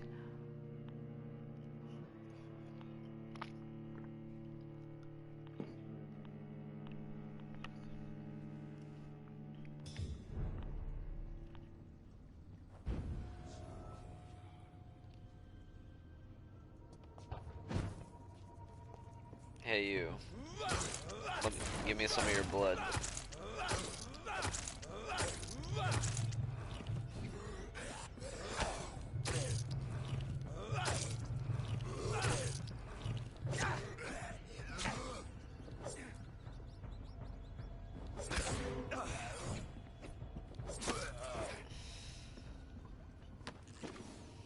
Hey, rat. Come here. I can't believe I'm doing this.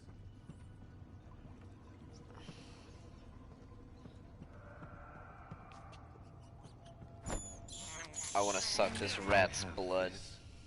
Thirst for blood. I'm drinking rat blood. Because I'm a good vampire. Edward Cullen would be proud. I'm not eating humans.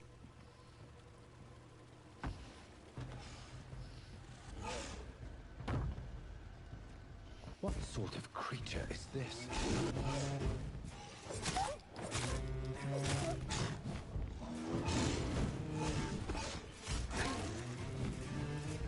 This shit is tough.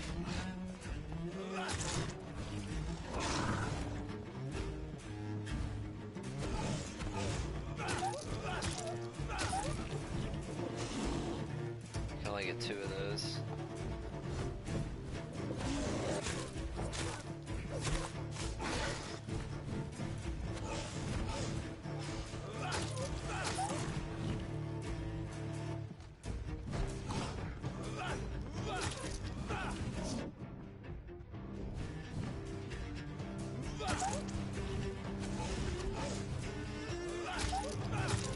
Back up! Fuck you, bitch.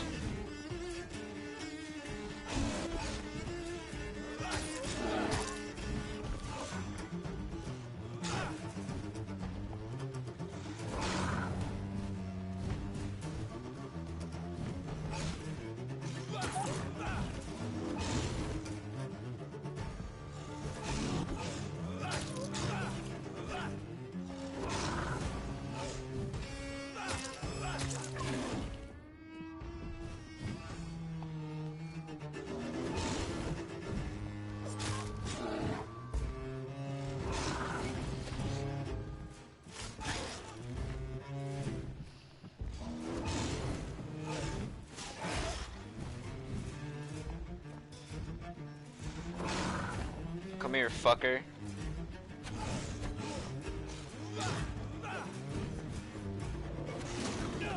Bitch, I was out of range.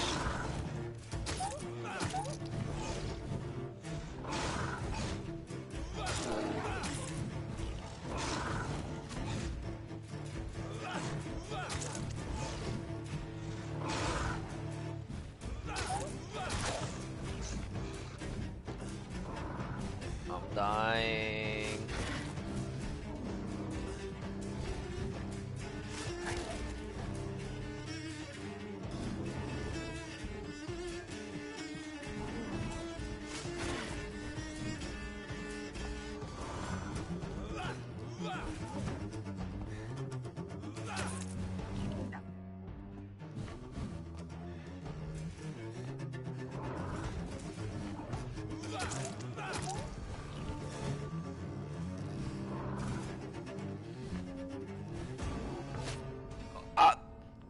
Alright. This fucking werewolf is tough. I've died about like 6 times to it now.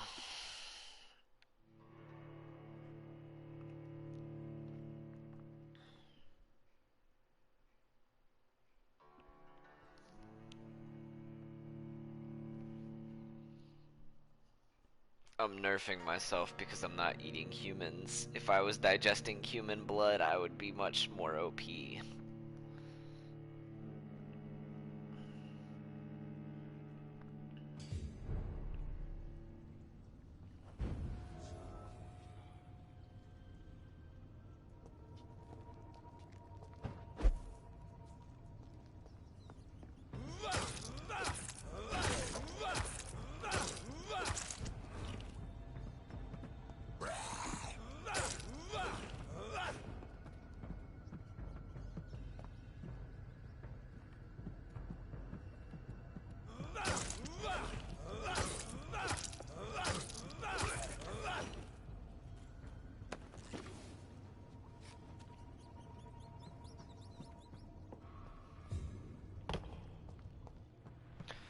Alright, let's go, boy. What sort of creature is this?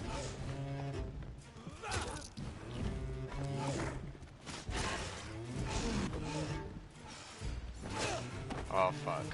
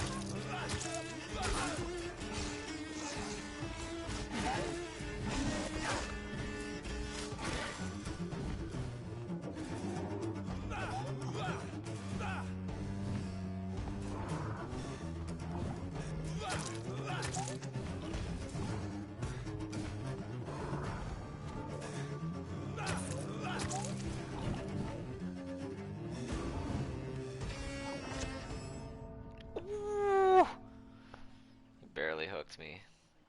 I thought I was out of range. He caught my necktie and made it a Colombian one.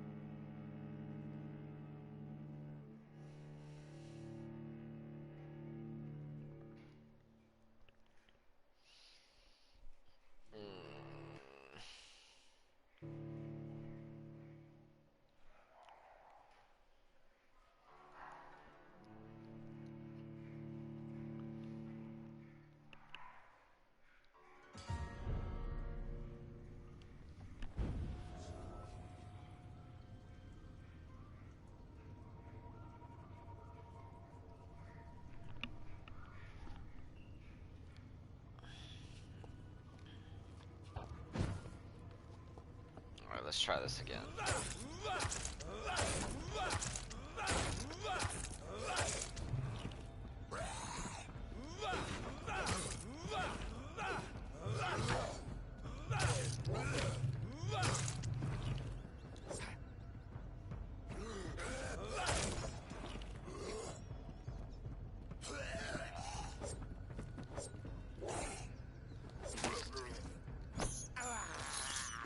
I can't believe I'm doing this.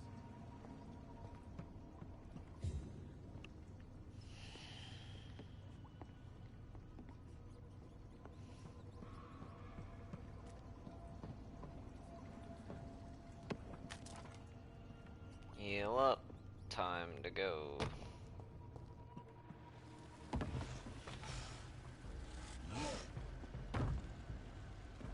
What sort of creature is this?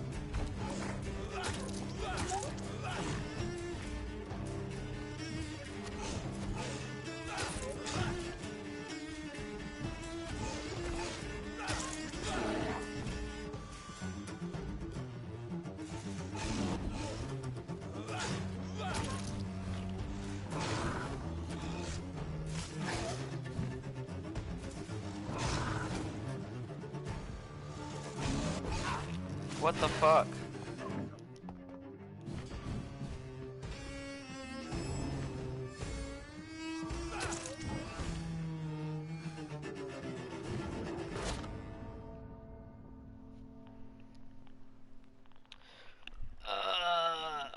You know, I probably shouldn't continue this. I should probably move to the next section.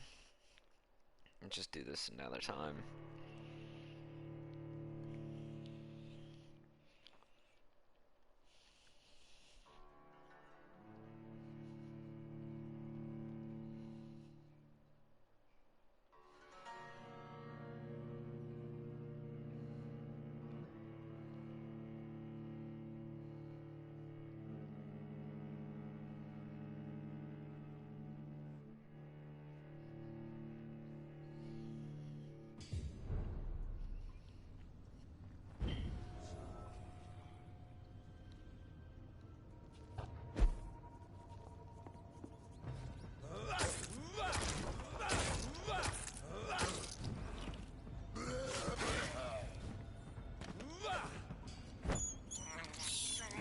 This is despicable.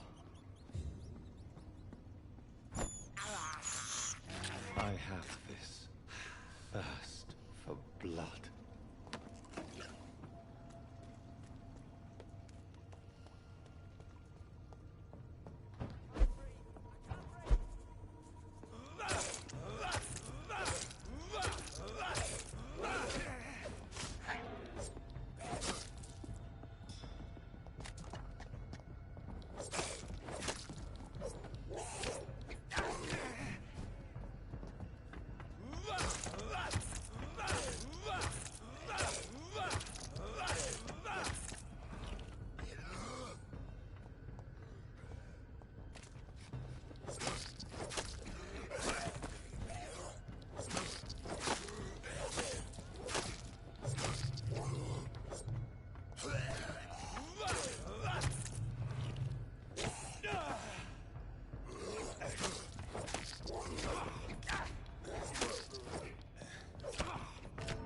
What the fuck?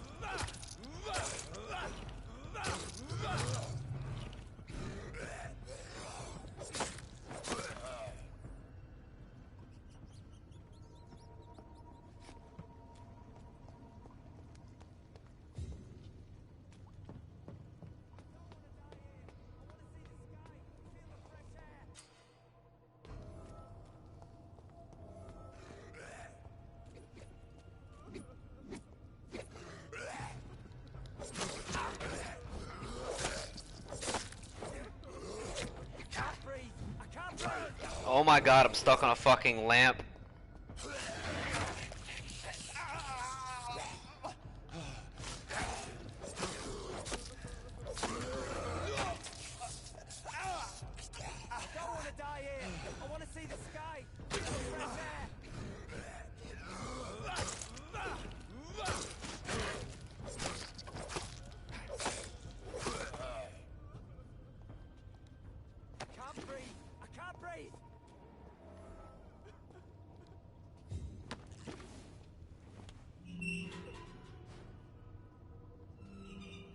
Are you injured, sir? Help me get out of here. I need to get out. I'm Dr. Reed, and I'd be glad to help you, but you must calm down first. Please, take a deep breath and tell me your name. Okay. Okay, I'm Oswald Thatcher. Please, I need to get out. All right, Mr. Thatcher, you're safe now. Do you think you can reach the street by yourself? Yes. Yes, I do. Good. Now leave this place and enjoy the cool night air. It's quite invigorating. I'm sure you'll feel better if you do.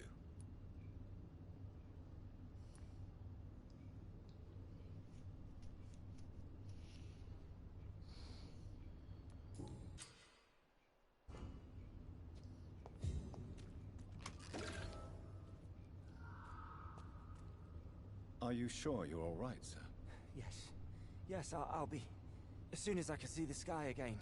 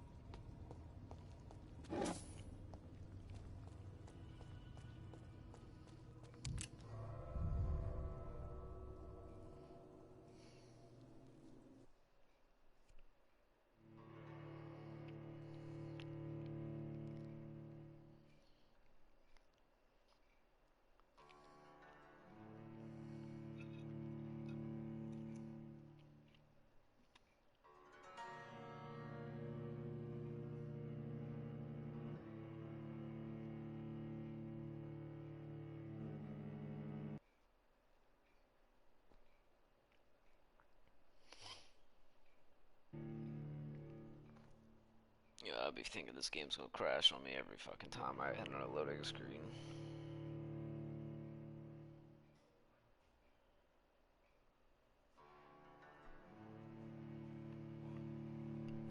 Because the loading screen just sits there.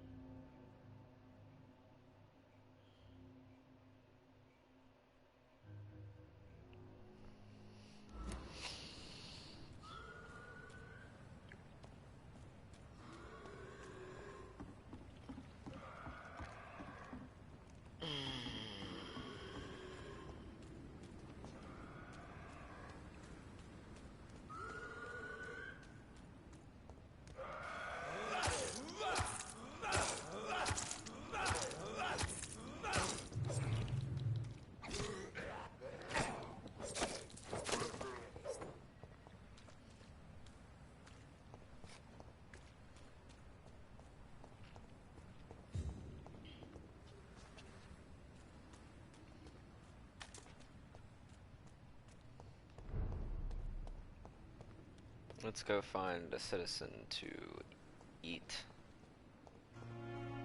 Because I need some fucking blood, damn it. Let's go find an actual bad person.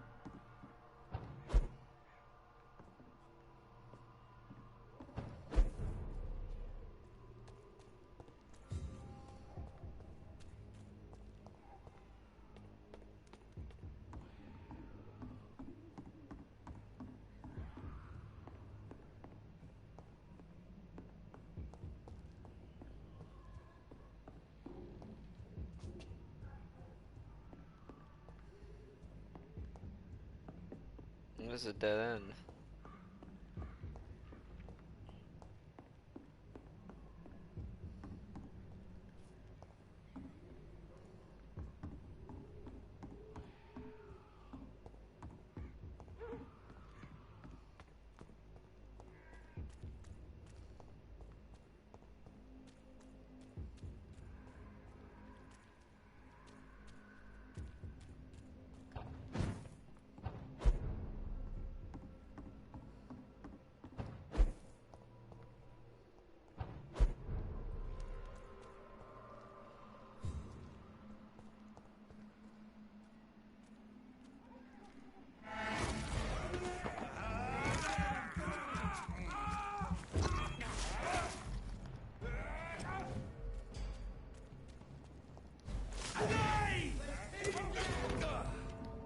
Oh! One shotgun blast was all it took.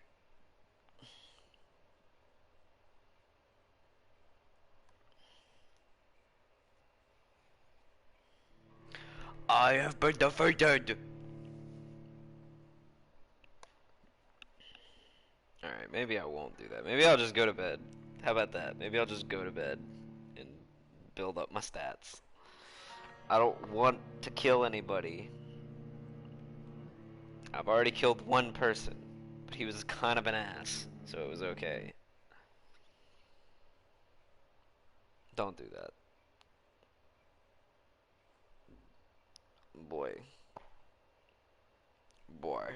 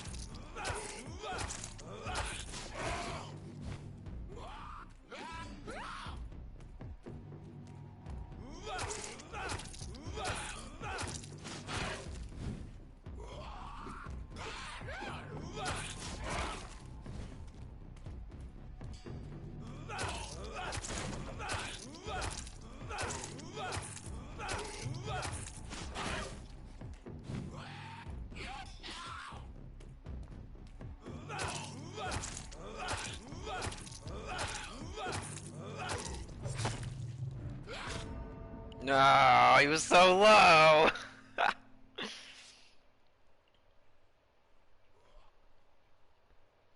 would have gotten so much XP for that kill.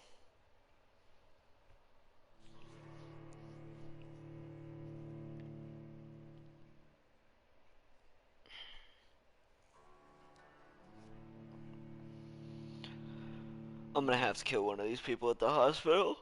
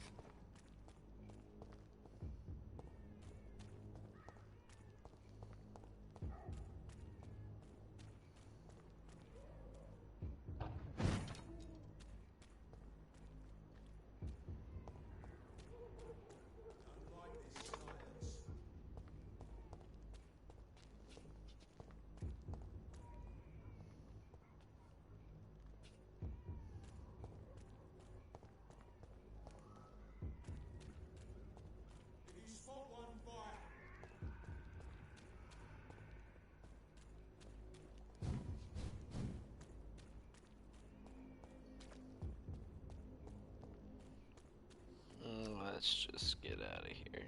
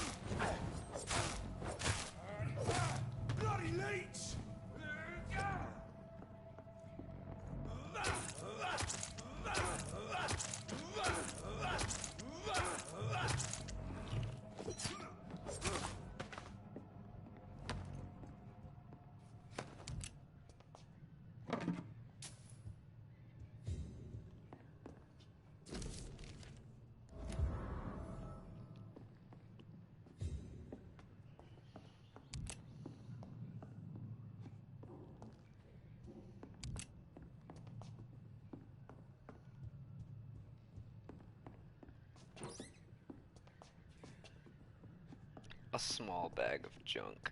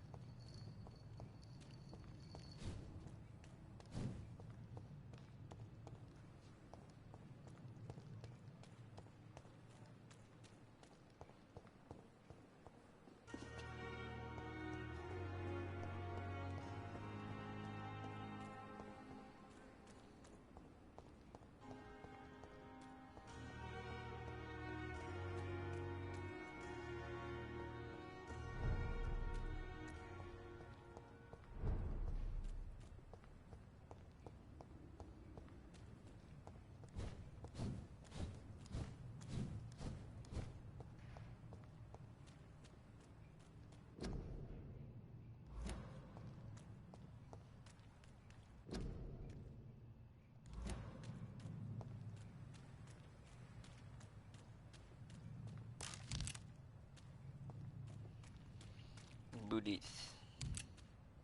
Booties.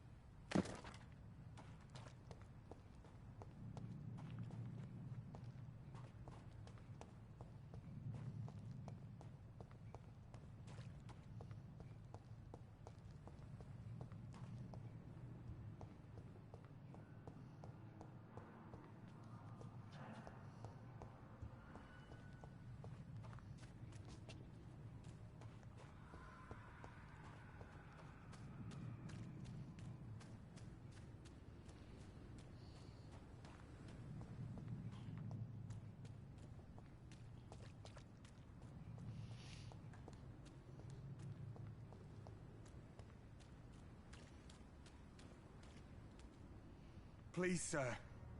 I need help bad. What's going on? I'm Blight, sir. Newton Blight. I've lost my mate. Can't find him anywhere. I'm Dr. Jonathan Reed from the Pembroke Hospital. Please, calm down and give me more details. Oswald and myself were both infantry, sir. We were en route for the hospital, but we had a disagreement. And Oswald ran off towards the canal. How long have you been searching for him? I can't go there. Too many rats by the water. Fucking rats. Can't stand them since the war, sir. Can't stand them at all. Don't be ashamed, Mr. Blight. Many soldiers who survived the trenches suffer from musophobia. I'll see what I can do for your friend. Where was your friend the last time you saw him? He went down by the canal. He didn't want to go to the hospital. I think he went to the sewers on purpose. So I couldn't go after him. What can you tell me about your friend? His name is Oswald Thatcher. We survived the war together. I saved him. Oswald is nervous and quite fragile since we came back from the war. I have all the information I need for now. If I find anything out about your friend, I'll let you know as soon as I can. Thank you, Dr. Reed. Have you found Oswald? Not yet, sir. I need more information. I did. What do you mean? Right. What do you want to know? Did I have to talk to you first before I did that? What can you tell me about yourself? I'm Oswald's best friend. We served in the same regiment, sir. Taken care of each other since we came back from the front. This is a dangerous part of town. What are you doing here? We were looking for the Pembroke Hospital. We both need help. Treatment, I mean. To get some sleep. Just need to feel better, sir. I have all the information I need for now. If I find anything out about your friend, I'll let you know as soon as I can. Thank you, Dr. Reed. I've already found your friend, but I guess I'll go find him again.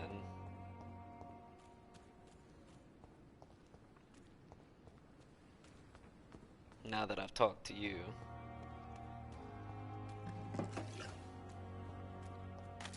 Opium, alright. Hera, Hera.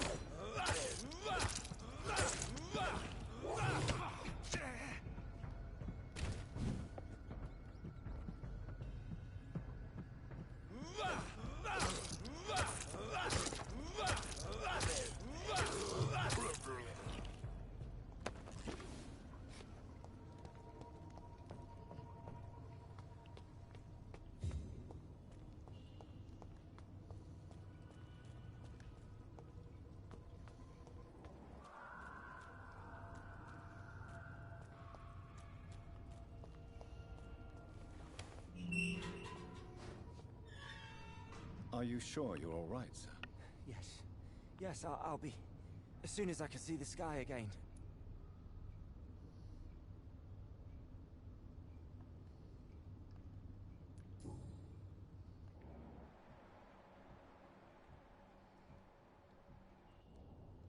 Are you sure you're all right, sir?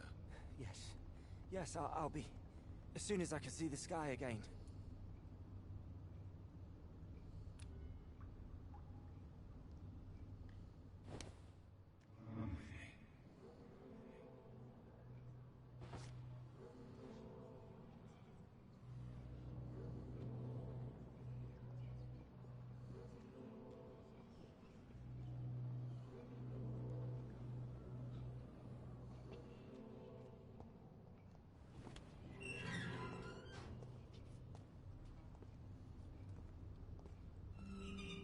Are you sure you're all right, sir?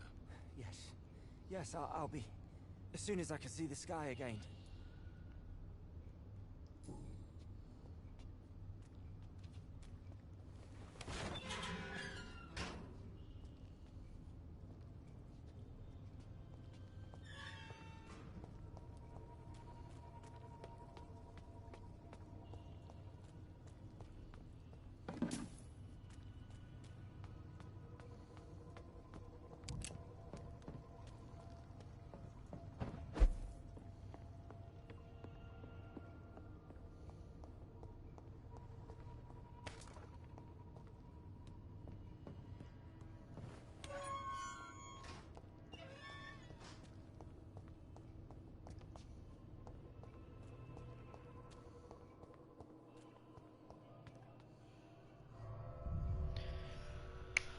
He's asking to get eaten, bro, but he's got a headache, and I want to fix his headache. Do I need the medicine on me in order to fix his headache so he can go back up top? Or do I need to talk to his friend now so he'll come down with me or something like that? I thought maybe I could lure him. I thought I could mesmerize him and make him come up the stairs with me, but the gate closes every time I talk to him, so much for that idea.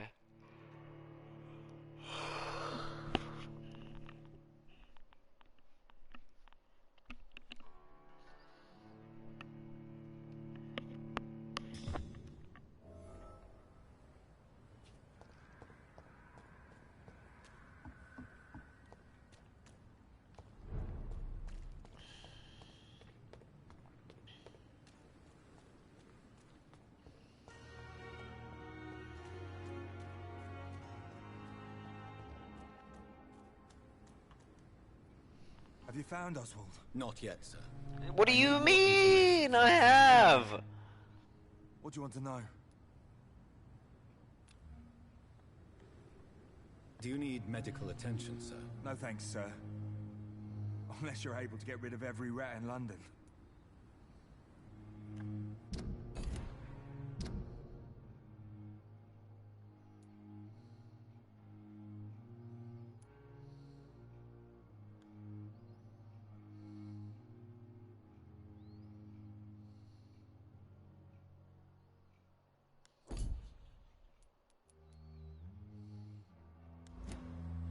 I have all the information I need for now. If I find anything out about your friend, I'll let you know as soon as I can. Thank you, Dr. Reed. I gotta fix this fucking headache, don't I?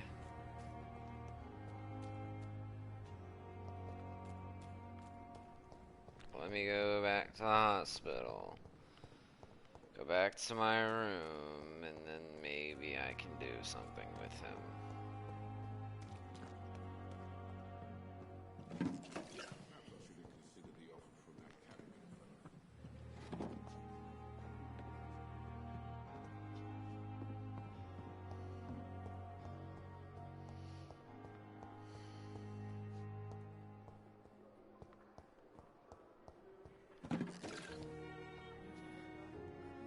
Good evening, Miss Howcroft.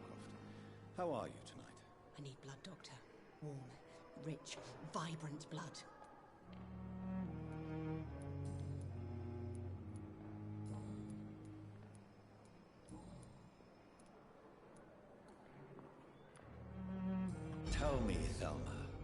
What do you really know about vampires? I saw one and he saw me.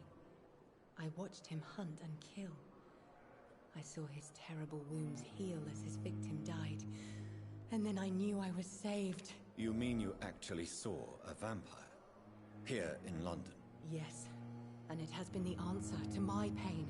I must drink and kill to regenerate my decaying body. I am a vampire too.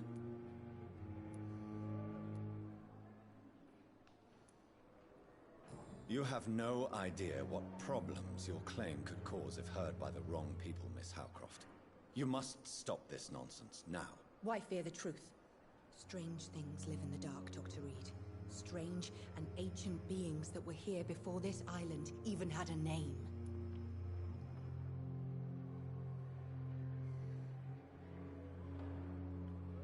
Do you require my services, Miss Howcroft? I have no need for your medicine, Dr. Reed. Blood is the only drug I need.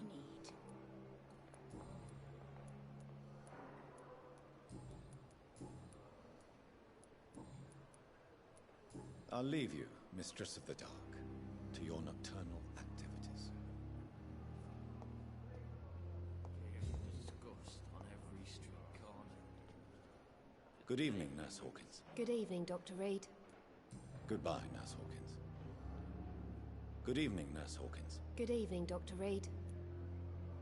What can you tell me about the strange man visiting one of the nurses during her shift? Let me guess. You spoke with that old shrew, Harriet Jones. Do not pay attention to her, Doctor. She's full of fanciful tales. Goodbye, Nurse Hawkins.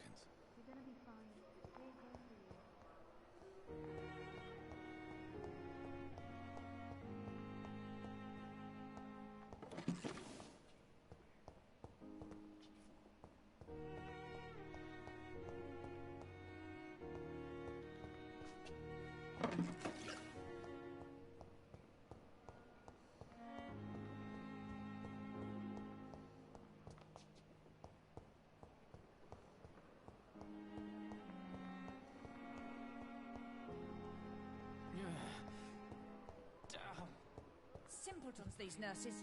Bred with no respect.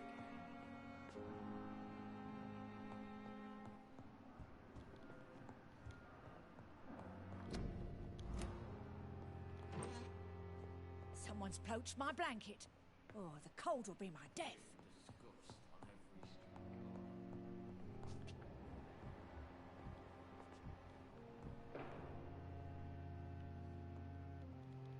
Liars and thieves, every last one of them!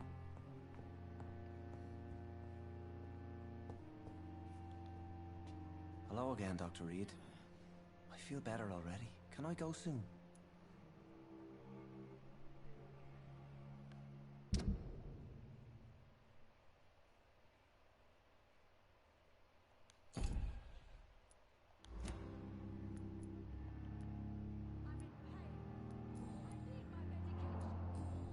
Goodbye, Mr. Hampton. We'll talk again later.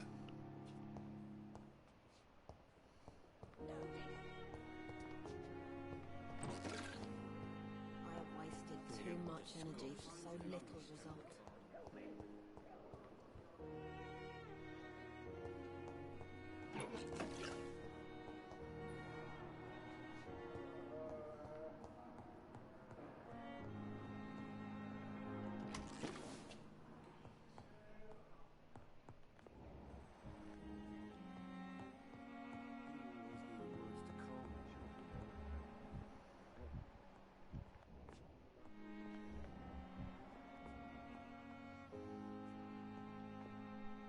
Good evening, Doctor. How is my son doing? Have you heard rumors of blackmail going on in this hospital? Dr. Reed, are you trying to take advantage of me? Of course not, Mrs. Goswick. I'm just curious. Well, go be curious somewhere else, please. Do you require medical attention as well, Mrs. Goswick? I have other concerns right now, Doctor.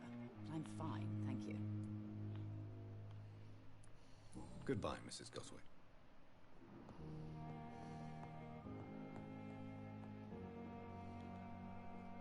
I'm quite busy right now, Dr. Reed.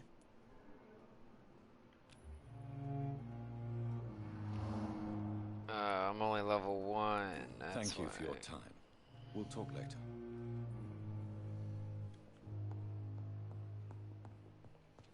I'm so tired. I will not let you down, my boy.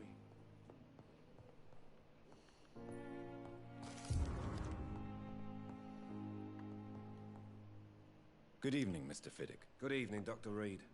Any news about my operation?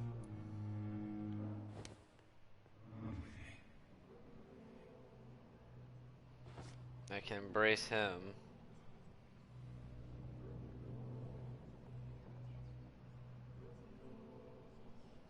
But I don't want to kill him.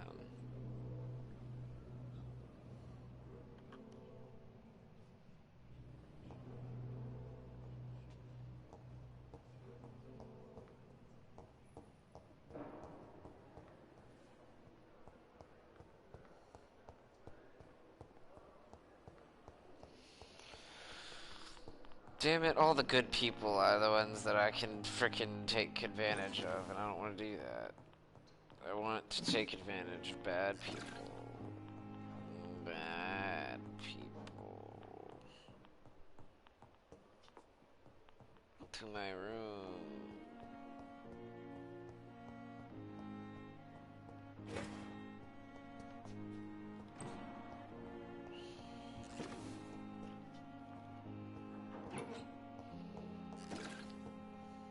It's locked, all right.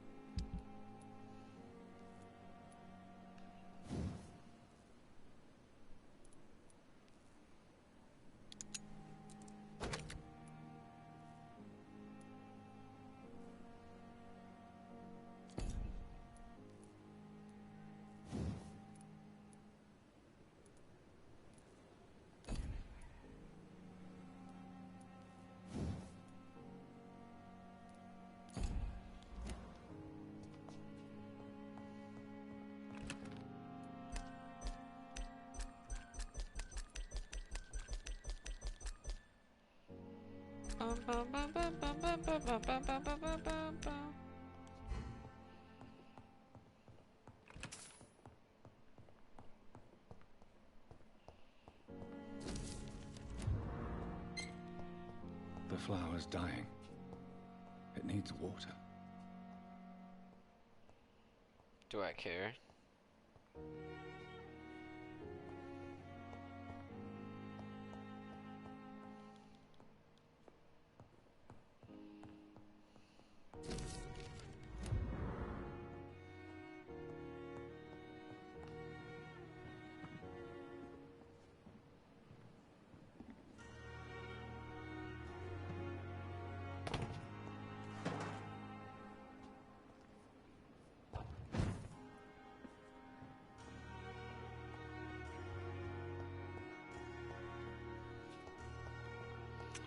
Yeah, fuck it, I'll just go to sleep.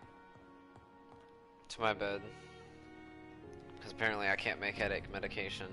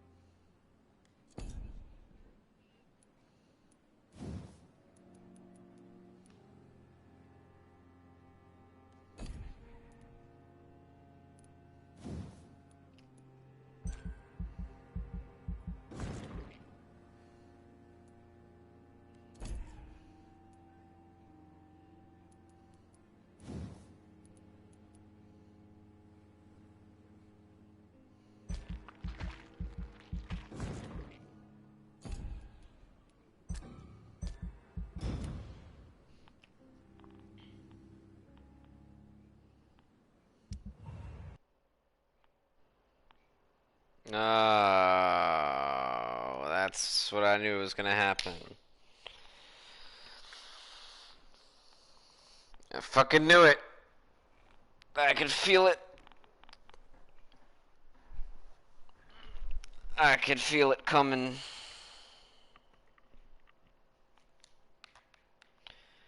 Checking error status. Well, this is fantastic. I'm going to have to end the stream here because my PlayStation is all but dead and dying on me. So